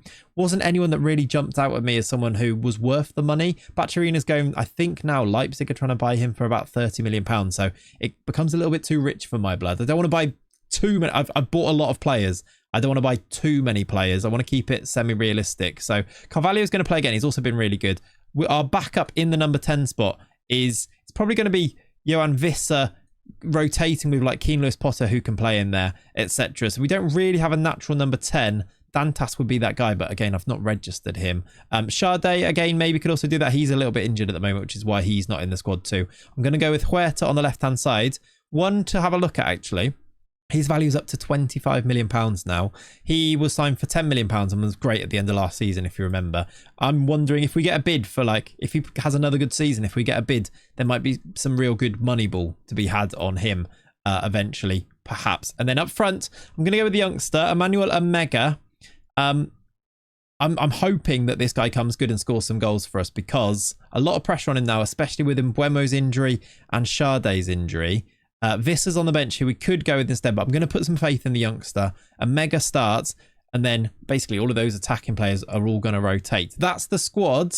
As I say, it's right on the cusp of... Can I show you the registration here? It's right on the cusp of registration. I've got 24 registered with one gap. I could go for... If I go for another one, look, it takes up that spot. I could put Tyler Dibbing in, actually, and register him, but it doesn't make a difference because I don't need to anyway, etc. So it's right on the cusp of being full. So anything we do now, we're going to have to bear that in mind. To bring in a non-homegrown player, I'm going to have to sell a non-homegrown player to replace them. So we will see. That though is going to be the team. Oh, I can pick another sub. What a lovely luxury. Let's put Jan out on the bench after all then. Oh, do you know what? Do we do Jan out or do we put Dibbling on there?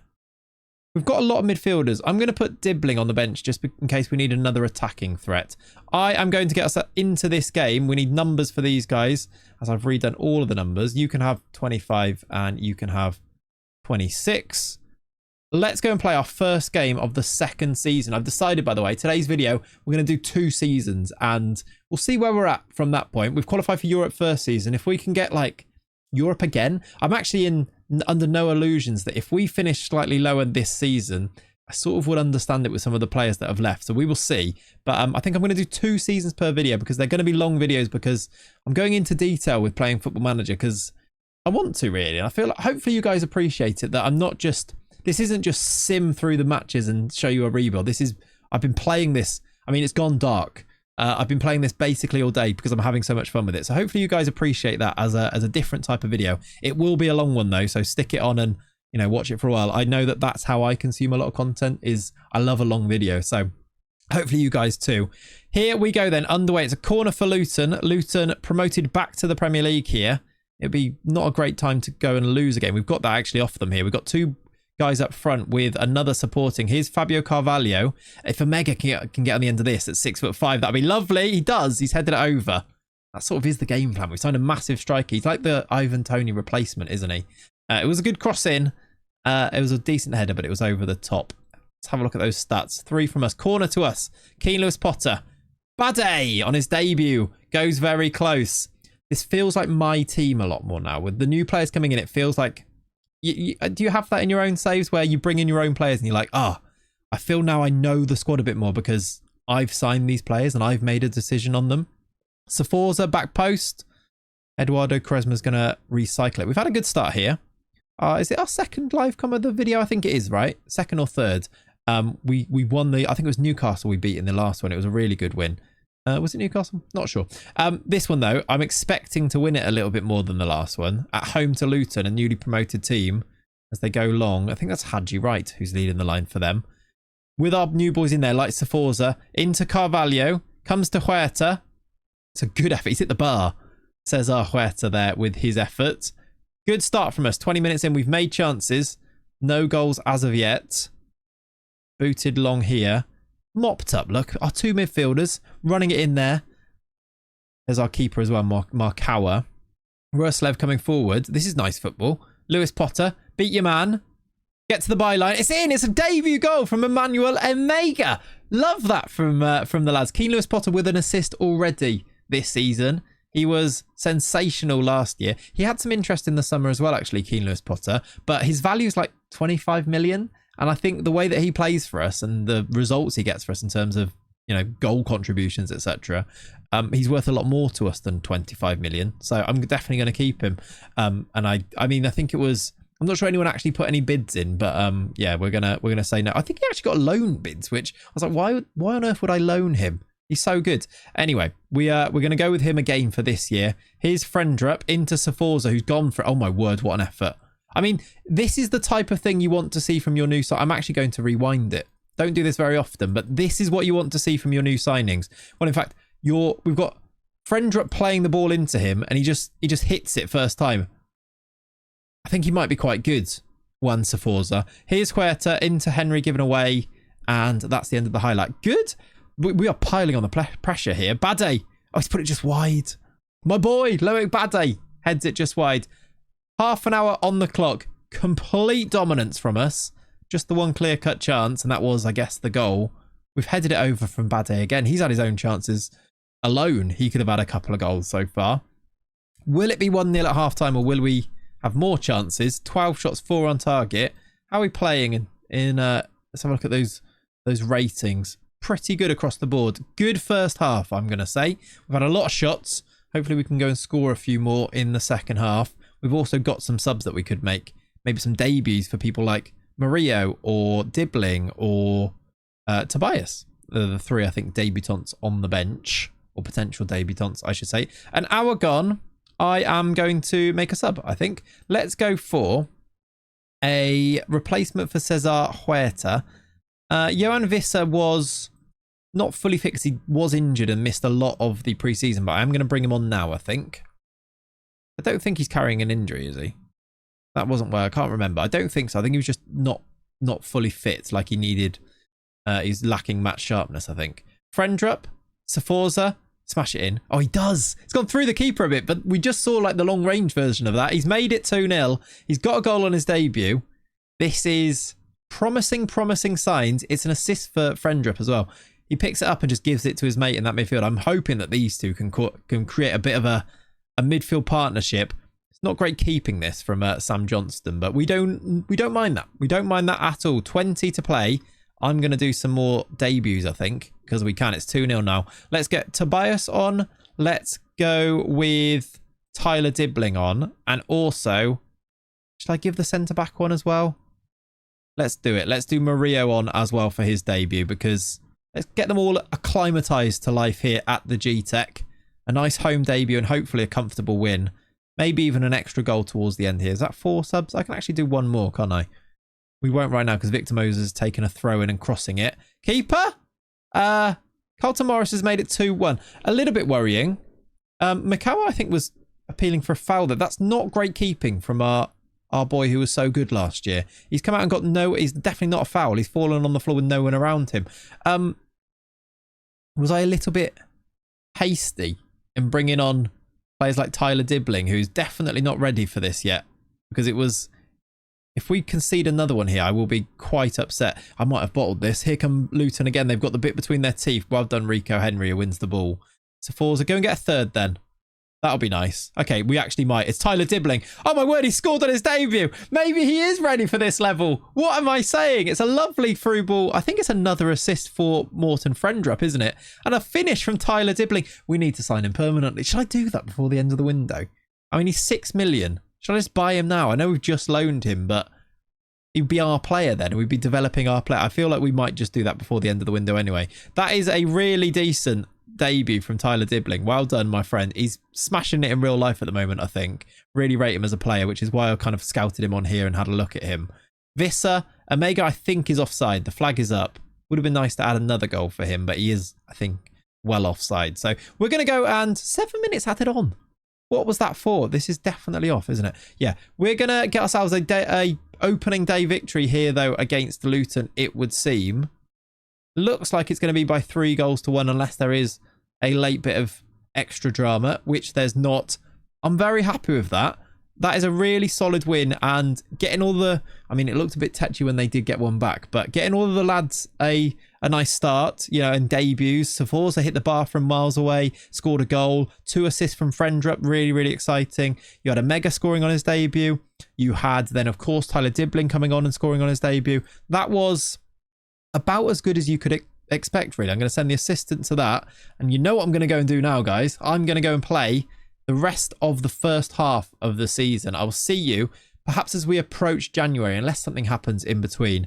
I'm going to go to about January and talk you through what my approach is going to be for that January window. Hopefully it continues in this way, as we are currently top of the league. That's nice, isn't it? I'll see you in about December. All right then, so it is the 28th of December. We are approaching January in our second season at the club, and oh my word, what a spell I have just had playing this game here. Brentford, little old Brentford, the Moneyball Kings, as they are becoming, are 4th in the Premier League. We're 4th. We're in the Champions League places after 19 games. That's officially halfway through the season, and we are on course to finish in the Champions League places. We're actually 4 points clear of 7th and the European places. We're actually only 8 points off the top. So I'm not saying we can win the title, but could we win the title? We probably can't win the title because Spurs apparently are the best team in the league, along with Liverpool. However, we've had an unbelievable start to the season, and it's got me believing that Europa League qualification again is possible. Maybe, just maybe, it'll be tricky. Can we edge out teams like Arsenal, Chelsea? Man United are down in 12th again, by the way, and Newcastle. Can we edge these out to finish in the Champions League places? What a dream. What a change to the save that would be for season 3. Think about the players that we'd be able to attract. It could be a game changer. However, I'm actually very happy with the players that we've got already at the club. And you may have noticed on this screen right here, there's a couple of superstars that we've managed to uncover this season already. One of them we know about. The most assists in the league so far this year is Keane Lewis Potter. He's got 8 in his first 19 games. We knew how good he was last year. If I just show you in terms of his... Can I click on him from here? Actually, don't think I can. That's it. I can click on these guys, but I can't click on him. Let's go to the page here. In terms of these bars that which we really love, the assists are right up there. He's really good across the board. He's got 8 goals, 9 assists in his 25 games in all competitions. He is fantastic. We love him. I want to keep him here for the longest amount of time, especially because he's homegrown at Nation, which is going to be something we need to discuss a little bit. He is our superstar, but he's not our superstar goal scorer, because that man is Emmanuel Omega. Do you remember I talked about, I was like, he scored in on his debut, and I was like, I wonder if he's good enough for the Premier League. Can he hit the ground running? I mean, yeah, is the answer. He has got 18 goals in his first 19 league games. He has got 19 goals in 26 appearances, all competitions. He is a revelation this season. 2 assists, 6 player of the matches, 7.43 in all competitions. His goal scoring has actually dried up a little bit, which is a worry, because that it was so good before that. I think he had like 13 in like 7 games or something silly at the very beginning of the season. This guy, though, has fired us into the top 4 so far this season. And let me show you where that all came from. We played this first game here against Luton, didn't we, together? He scored, so did Saforza, so did Dibling off the bench. He then did this in the first month of the season. Scored twice against Bournemouth to get us a draw, then scored 4. He scored 4 goals in a 4-1 win against West Ham. Then he scored again against Everton. Then he didn't score in this game, but we did beat Manchester City. Then we beat Ghent 5-1. He didn't score in this one either. But then, after an amazing start, that was no losses and a couple of draws in the first month and the first 6 or so games. And then we did this.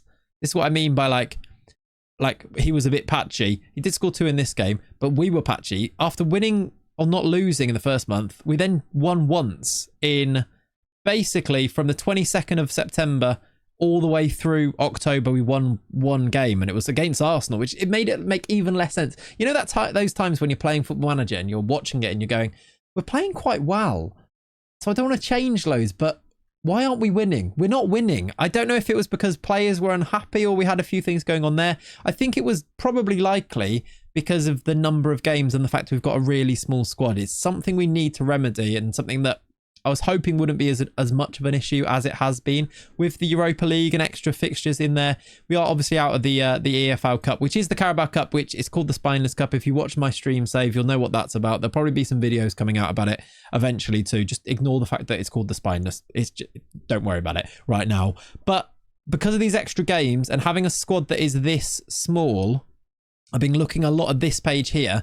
We have no homegrown players, which means we don't get those bonus players that don't need to be registered. We don't have loads of players that are under 21, which could bolster the squads, but we don't have to register them. So we've got like the bare minimum squad. In our first team squad, we've actually got 24 players. And there's not loads of depth underneath that in terms of the youth teams here. So we're scratching around for players every now and then. I think that maybe is what caught up to us here. But like I said, we were playing quite well, and then it just sort of clicked again. Omega scored twice against Middlesbrough, and then just kept scoring. He scored another one against Brighton, scored 2 against Aston Villa, and then Brian Mbeumo came back from his injury. Remember, he was out for 3 or so months. He came back from this and scored a couple of goals. And we ended up in December going unbeaten, having beaten Manchester United and Liverpool. We beat Liverpool at home, look. And beat Man City, I think it was earlier on in the season. We're beating the teams around us. We are really good, but I'm just hoping that these extra games don't catch up with us again and we don't go for a spell that's like this one. Overall, though, I am delighted with how things are going. Let me show you some of the stats on the tactics screen here, just to go through and update you on how the players are performing, because that informs then how we're going to do our transfer window, etc. Makawa, the goalkeeper, really very good. He is so solid, especially recently. The average ratings are a little bit impacted by that spell where we were really bad, so they had lower average ratings. But if you have a look at the last 5 games, this is more like the form we're actually in, where we look really good. So maybe we'll look at the last 5 average rating rather than the overall average rating. But anyway, we'll take it with a pinch of salt. Right back, Ruslev, very much first choice. Tobias has played a couple of games, but he's the backup. Left back, Rico Henry. We need to talk about this guy. I think he might be the best left back on the game. He's amazing. He's just amazing. He is wanted at the moment. So if there is a big bid that comes in, we are going to have to think about that. It's West Ham. Yeah, it's West Ham that want him. Have a look at his percentiles here. The progressive passes, the dribbles. He wins the ball back so well, and that reminded me, there's a meme, he's like, the way he wins that ball back. Anyway, expected assists as well. It's all of the filters. If you remember, I did that filter when I extracted all the data. I was looking for assists, progressive passes, as well as then winning the ball back. He is the archetypal right back, if you ask me. I really want to try and left back, I should say. I really want to hold on to him for as long as possible, really. He's 28 now, but if he is wanted by West Ham, his value is at 54 to 58 million. To be quite honest with you, however much I love him, because it's a Moneyball save, I might have to accept that. So I'm just hoping they don't make a bid, basically. So he's been a revelation, outrageously good. The centre-backs, Bade's played 24 games and been solid. Wu is playing at the moment just because I promised him game time, so he's played 9. It's usually Quaresma who starts in there, and he's been solid alongside Bade. I've had to do this a few times with players to try and keep them happy. Because if it was up to me, I'd just keep the same team in rather than rotate, although I'm trying to more so rotate in the front 4 players. And then going forward, Frendrup and Sforza have been great in there. Just show you really quickly their bars on here, their percentiles, just so you can see. Both of them really great at this one. The progressive passes, they both create so much passing the ball forward. And they've both got really good assist numbers too. 6 assists from Frendrup. Doesn't win the ball back as much as I thought he would in this ball-winning midfield role, but does enough. So Forza, exactly the same look. Progressive passes, 8.81. And also he's got 3 assists in there, slightly less. But he's been really good as well. The pair of them, I think, complement each other quite nicely. I like them a lot. Then the front 5, Lewis Potter we talked about, and Mbeumo just back from injury. Carvalho has actually been very good this year. 8 goals from him, and any assists in there? 7 assists too. So he's been very, very, very good in that number 10 role. Although we don't really have a backup for him is one thing I've noticed. And then finally up front, we talked about Omega as well, who is just a mega goal scorer is basically what he is. That's kind of the team use. I'll show you the other stats of the sub players here, like Kevin Shade's played a lot of games, or Shada, I never know what to call him.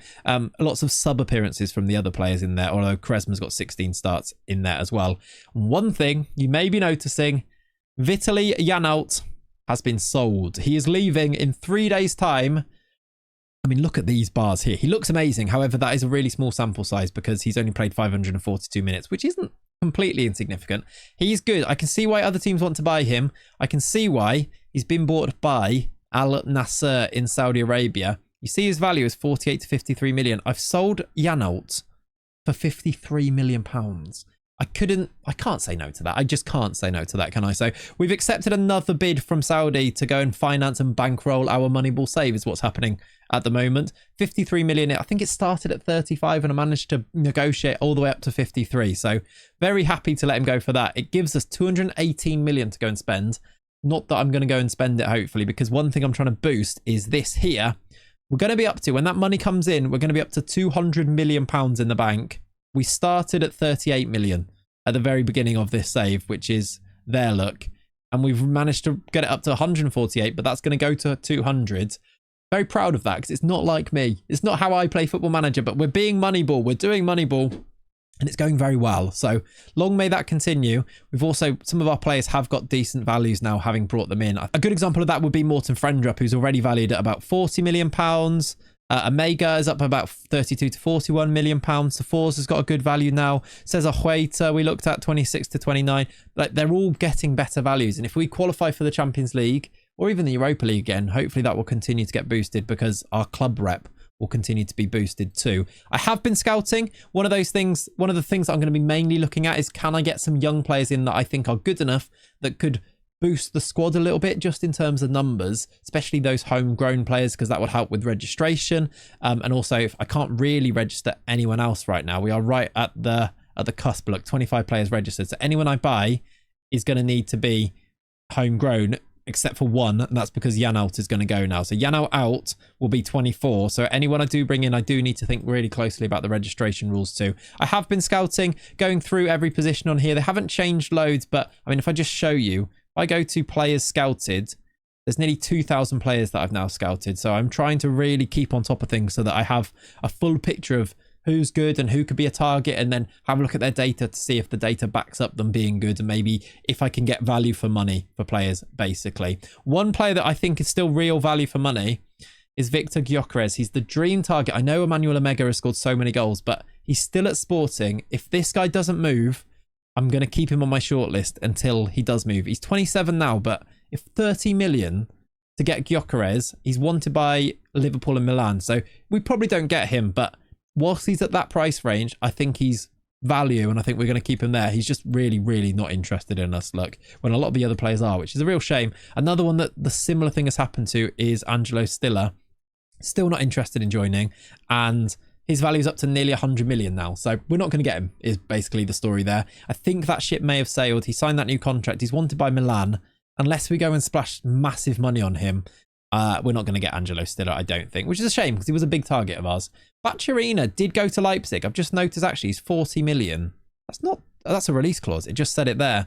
So there might be some value in that. If we become quite rich and 40 million becomes not that much to us, maybe Bacciarina eventually down the line. For now, though, I think that's a little bit too expensive for me, and I think we can get good players for a little bit cheaper. Anyway, that's the full story. We're heading into January now with all this money to spend. I've given you the context. I'm going to go and attack January now and see what I can do. I'll bring you an update at the end of it, and hopefully we'll get a couple of new players in, or maybe not. We'll see. But hopefully we'll be in a good position to go and try and go for Champions League football. I'll see you at about the end of January. End of January, and perhaps a little bit quieter than I originally thought it was going to be. We're a little bit stuck in the moment in this situation where we've got not very many spaces that I can fill up with the homegrown element of the squad, and also we're sort of, are we good? We're in between. We're in the Europa League but challenging for the Champions League. So the players that I'm looking at are Champions League caliber players because we're trying to be ambitious, but they're not interested in coming to us. We're kind of stuck in between, especially with the idea that I can't sign too many people because of the registration rules. So let me show you how we've done first of all, and we have done a little bit of business, but at the end of January, it's the 1st of Feb here. It's not loads, so it should be quite quick to wrap you up on what's been going down. We are 4th in the league. We're above Newcastle and Arsenal at the moment. Newcastle have played an extra game. Arsenal are 2 points behind us with the same number of games played. We're quite a way off Man City, so I don't think we're going to go third anytime soon, but we are well in this race for Champions League football. Results-wise, these are our Jan results. We have beaten Luton away from home. Bade and Huerta with the goals there. We lost to Villa in the FA Cup. Again, it's one of those where we just didn't really turn up on the day. If you have a look at some of the ratings for the team there, just didn't play very well and then got smashed by a really good Villa team. I was coming away going, it would have been nice to have an FA Cup run, but also if we can put all of our energy now into trying to finish 4th and also this Europa League, which we're still in and hopefully going to qualify for the next round in, then, well, we have qualified for the next round, spoilers, but I'll show you here. That might not be the worst thing in the world, basically. We then drew to West Ham. Huerta scored early and they equalised right at the end. Literally the last kick. Emerson on 90 plus 7 minutes. Always a bit of a gut wrencher, that one, but 1-1 away from home. It's actually not the worst thing in the world at all, is it? We beat Everton 4-0. It was Bade, Matazzo and Mikey Moore, you will notice. This was his debut. It's also a Brentford own goal. Our first bit of business was to bring Mikey Moore to the club. Now, ignore this a little bit, or at least take it with a pinch of salt anyway. It's only 2 appearances, both for us at the moment in terms of his data. We know Mikey Moore. We've seen him in real life. He's one of those that in real life football, it's not a secret how good these players are. I know we're doing Moneyball and trying to look at the data and things, but you still have knowledge and understanding of how good these players are and you see it with your eyes. So I think we have to factor that in a little bit as well. I'm trying to sign homegrown players. So Mikey Moore is an English player. He's obviously homegrown in nation. He's obviously going to have a lot of potential. At least I'm hoping so in the game anyway. He was expensive, but I've decided to take a punt on him because he was available, basically. We've signed him for 30 million. Again, this was with a little bit of transfer debt induced on this one. It was about 10 million pounds up front now. I think I'd rather split it over that because it feels like whilst we're still bringing money in, it doesn't feel like we're being too silly with the money. And 30 million feels like a big cost up front. As you can see, though, he's made his debut. He's scored a goal on his debut, played very well. He also played in Europe and scored in that game as well. So I'm hoping we've got a bit of a player here. Obviously, we can't see his attributes. I don't know how far along his development he actually is. Makes me wonder if he's still got a long way to go because Spurs were ready to let him leave and they actually sell him for 30 million. However, maybe he's got potential that we can recapture and get him towards the top of his potential by playing him a little bit more in our squad because we've got such a small squad that he actually will get game time. I wasn't planning him on throwing him in too early, but here he is playing against Everton in a win. He started this game on the right hand side. It was, a good performance. You see that there is a bit of rotation there. Matazzo started and scored. Mikey Moore, obviously we talked about, has scored as well. And then the next game started him again against young boys. And for a young boy, he did a good job. He scored a goal in this one. It was our opener on 58 to equalise. This Mohamed Kamara, by the way, is actually pretty good. I was looking at his look, there you go. Look, in the midfield here, doesn't lose the ball and wins the ball back a lot.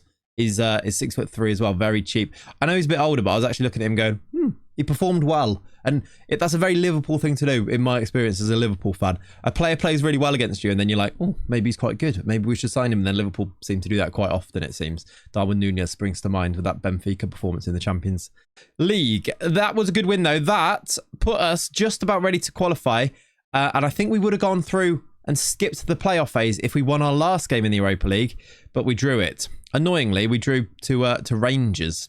Probably shouldn't be drawing this game. We were 1-0 down, equalised, went 2-1 up, and then they equalised again with Robin Proper. It put us here in 10th, a point off qualifying automatically. If we got 2 points in that final game, an extra 2 points from turning a draw into a win, we would have gone through on 16 points. We would have been an automatic qualifier. We're going to have to play an extra round because of this, but it's one of those things. I obviously tried to go through, but we drew that game, so that's where we're at. Other than that, though, it's pretty successful. We're 4th in the league. We are through in the Europa League, even though we are going to have to go and play this knockout playoff game, which we'll find out our opponents very soon. We've got a really tough run of games coming up. Look, it's Chelsea, Arsenal, City, then Palace, but then Newcastle, who are also really good. February might be one of those disaster months, which if it happens, I'm hoping that we don't fall as far down.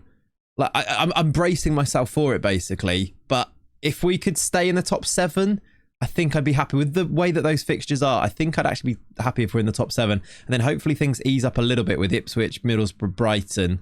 Then it gets a bit tough again. Villa, Liverpool, United, Fulham, Spurs in there too. Like, it's not an easy end to the season. So whilst we're in contention for the Champions League, because we've beaten these teams a lot over the course of this season so far, I'm not counting my chickens yet. If we finish in the top 6, if we get 6 again, I think I'd be happy. If we finish in the top 4, it would be a dream, wouldn't it? It would give us a lot of ammo to go and boost this team with some new transfers. Omega is still top goal scorer. King Lewis Potter is still the top assist maker.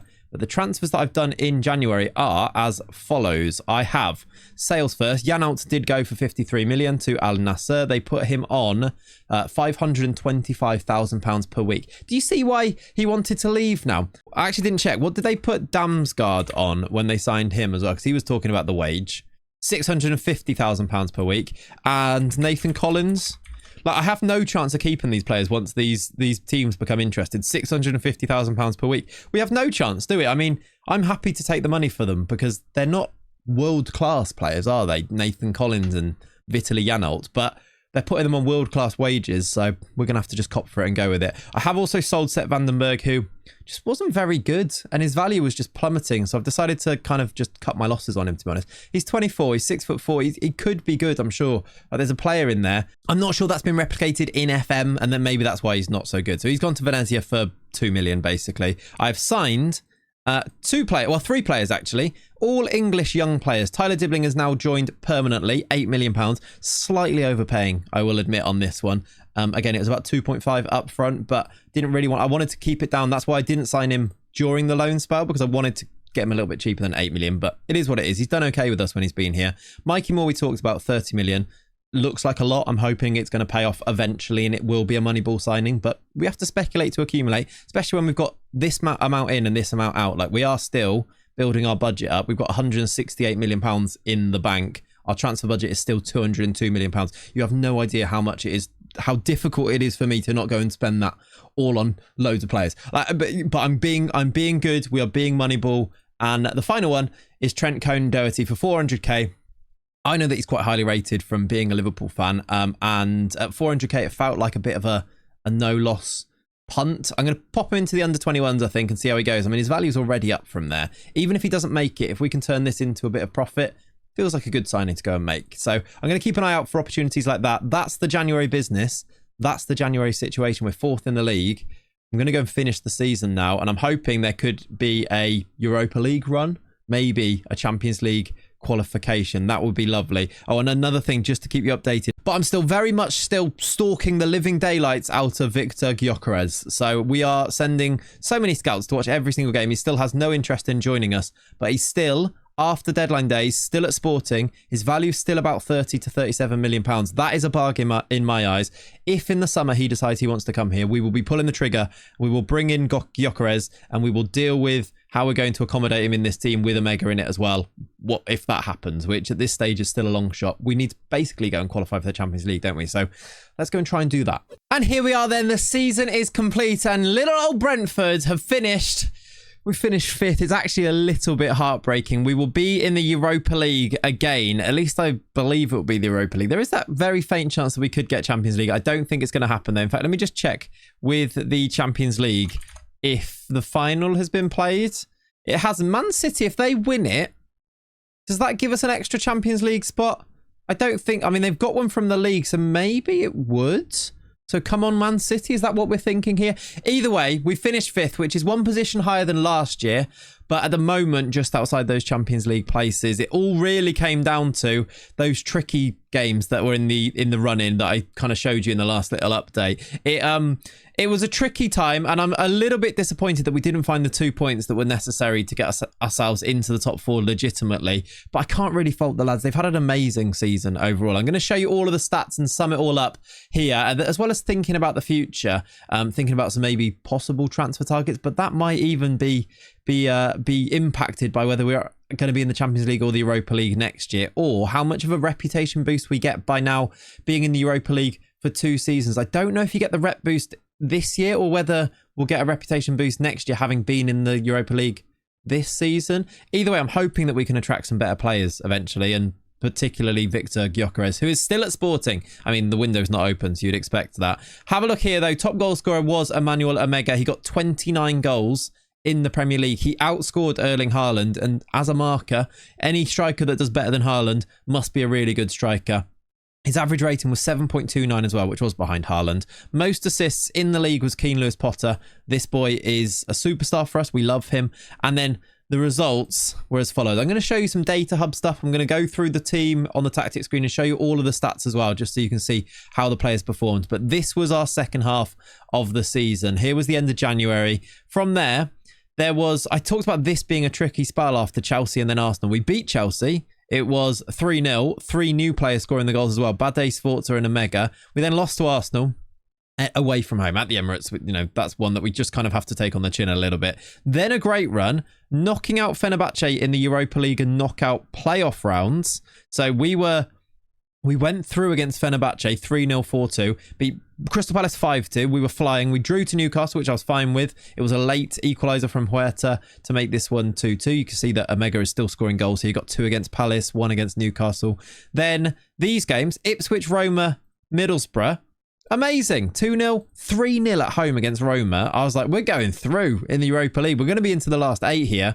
And then disaster struck.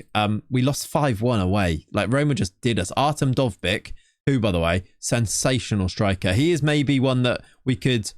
I mean, if we were really good, we'd have a look at signing him instead of Victor Gyökeres, perhaps, as an alternative. But I don't think we're going to, because he's never going to come to us. His value isn't that high, though, if you ask me. He's 28, so maybe... getting on a little bit, you know, in terms of a Moneyball save, but you could maybe say the same about Gyökeres as well, couldn't you?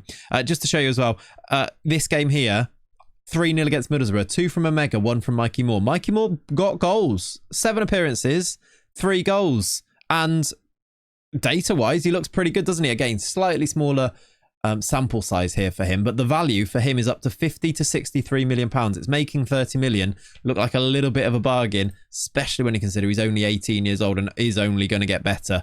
Fingers crossed for that development there.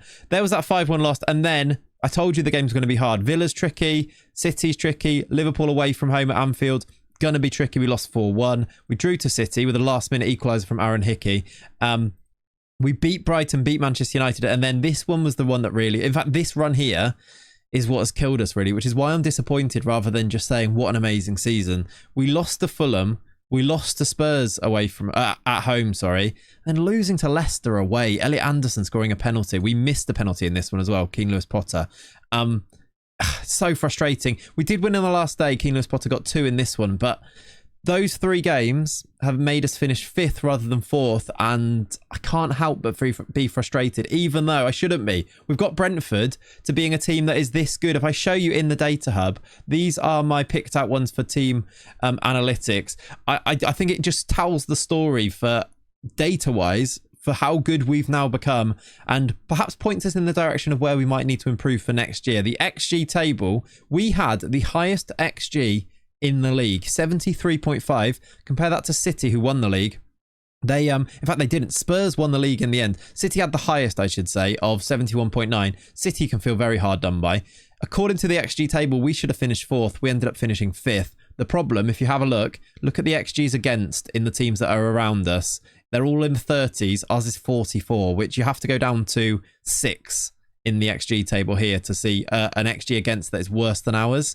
That maybe tells the story. We score loads of goals, but we may be conceding chances that are worth a goal slightly too often, even though we should have finished above. We were better, according to this, than Arsenal were in the XG table. So a little bit disappointing.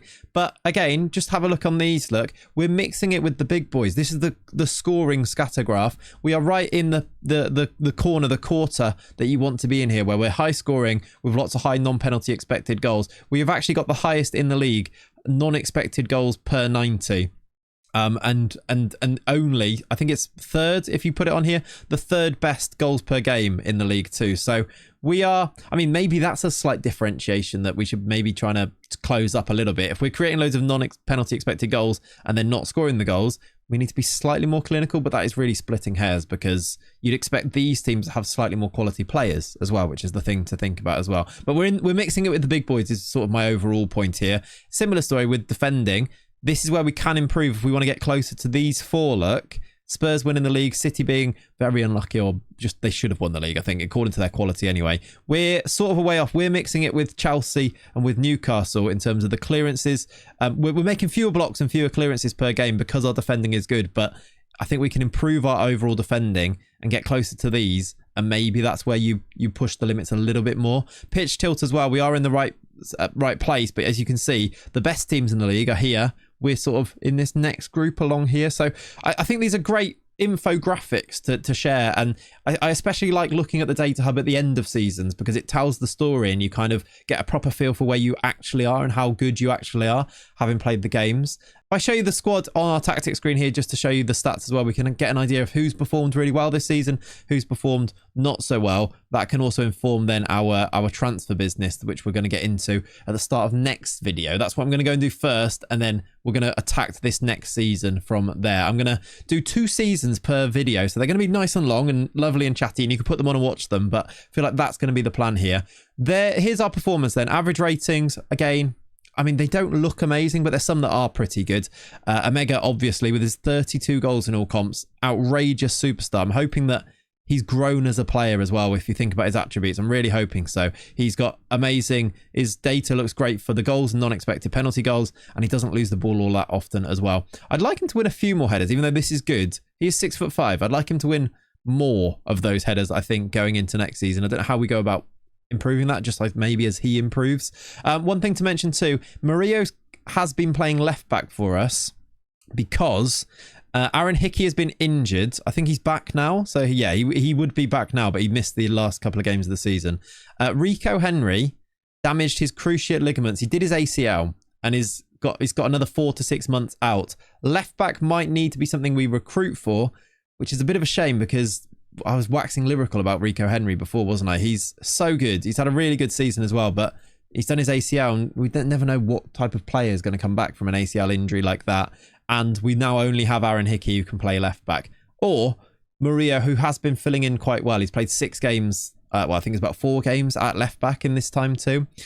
Defenders wise, they've all played a lot of games. I'm quite settled on our back 4, but if that is the area that we need to improve, is it a tactical tweak or is it a personnel tweak? We'll have a look and see what's available out there, because maybe if we do get that rep boost, we might be able to bring in some better players. But these are pretty good. Quaresma's done well. Bade's done well on the bench as well.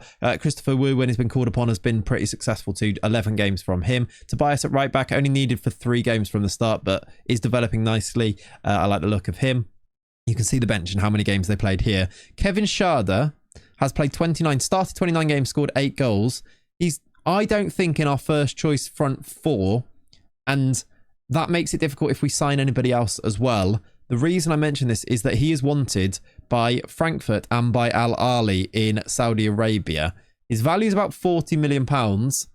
He's really quite good, and he's only 24, but we signed him for what? 21 million? If we can double the money on him, is that something we need to think about doing? And as a side piece on that as well, we've also got basically our whole team is wanted by Saudi clubs. Al Nassr in for both midfielders, Al Ittihad in for Bade, Ruaslev Al Ahly. I don't quite understand what this Saudi revolution is in this save, but basically all of our players are wanted by Saudi teams. So if we need money, I suppose there are options to go and get that money. Our transfer budget is £203 million. They've given us a massive wage budget as well of 446. If I was to stick that in the transfer budget, we'd have 225 or something like that. We've got money to go and spend. I don't know where I'm going to spend it yet until I see what our reputation is going to be like, and we'll kind of go from there. Money-wise, we're up to £221 million in the bank now. We started with 38 million. We have risen all the way to 221 million. This is a Moneyball save that is continuing to Moneyball. That ball is rolling, and we're going to keep it rolling. We do have some debt, some loans, £79 million as transfer debt. That is those future installments that I've been putting in. But actually, it's quite nice to watch these as we sort of pay them over the next like 6 months and a year and things. These are coming down, and you probably expect a chunk of this to come out, which will come out of this, which still, I mean, if you look at how much is in there and how much we're going to keep adding to it as well, I'm still happy we're going in the right direction with that. It's all going well. It's a 6th place finish. It's a 5th place finish. We know what next year has to be. We have to get into that top 4, don't we? Hopefully you guys are enjoying this as a save, though. Hopefully you're enjoying the pursuit of Victor Gyökeres, who is still, as I say, at Sporting, still not interested in joining us. So we will keep that in mind. We'll keep checking. I will just continue to keep checking this, to be completely honest with you. We're going to leave it there for today, though. Brentford we're on the march. The Moneyball save. It's so much fun. I hope you've enjoyed watching it. look out for another video coming as soon as I could possibly make that happen. And I'll catch you next time. Please subscribe to the channel if you want to keep watching this. Leave a like on the video because it's a long one. There's a lot of playing Football Manager gone into it. So please do leave a like on it. It really helps to push it out into the algorithm. You can also support me on Patreon. You can also get this save file if you want to on there. I will upload pretty much anything to do with FM on request if you become a Claytreon Patreon member. You also get your name at the end of the video too. But most importantly, guys, have a lovely, lovely rest of your day. Thanks for watching. I'll see you in the next one. Bye-bye. Up the Brentford. Up the Brentford.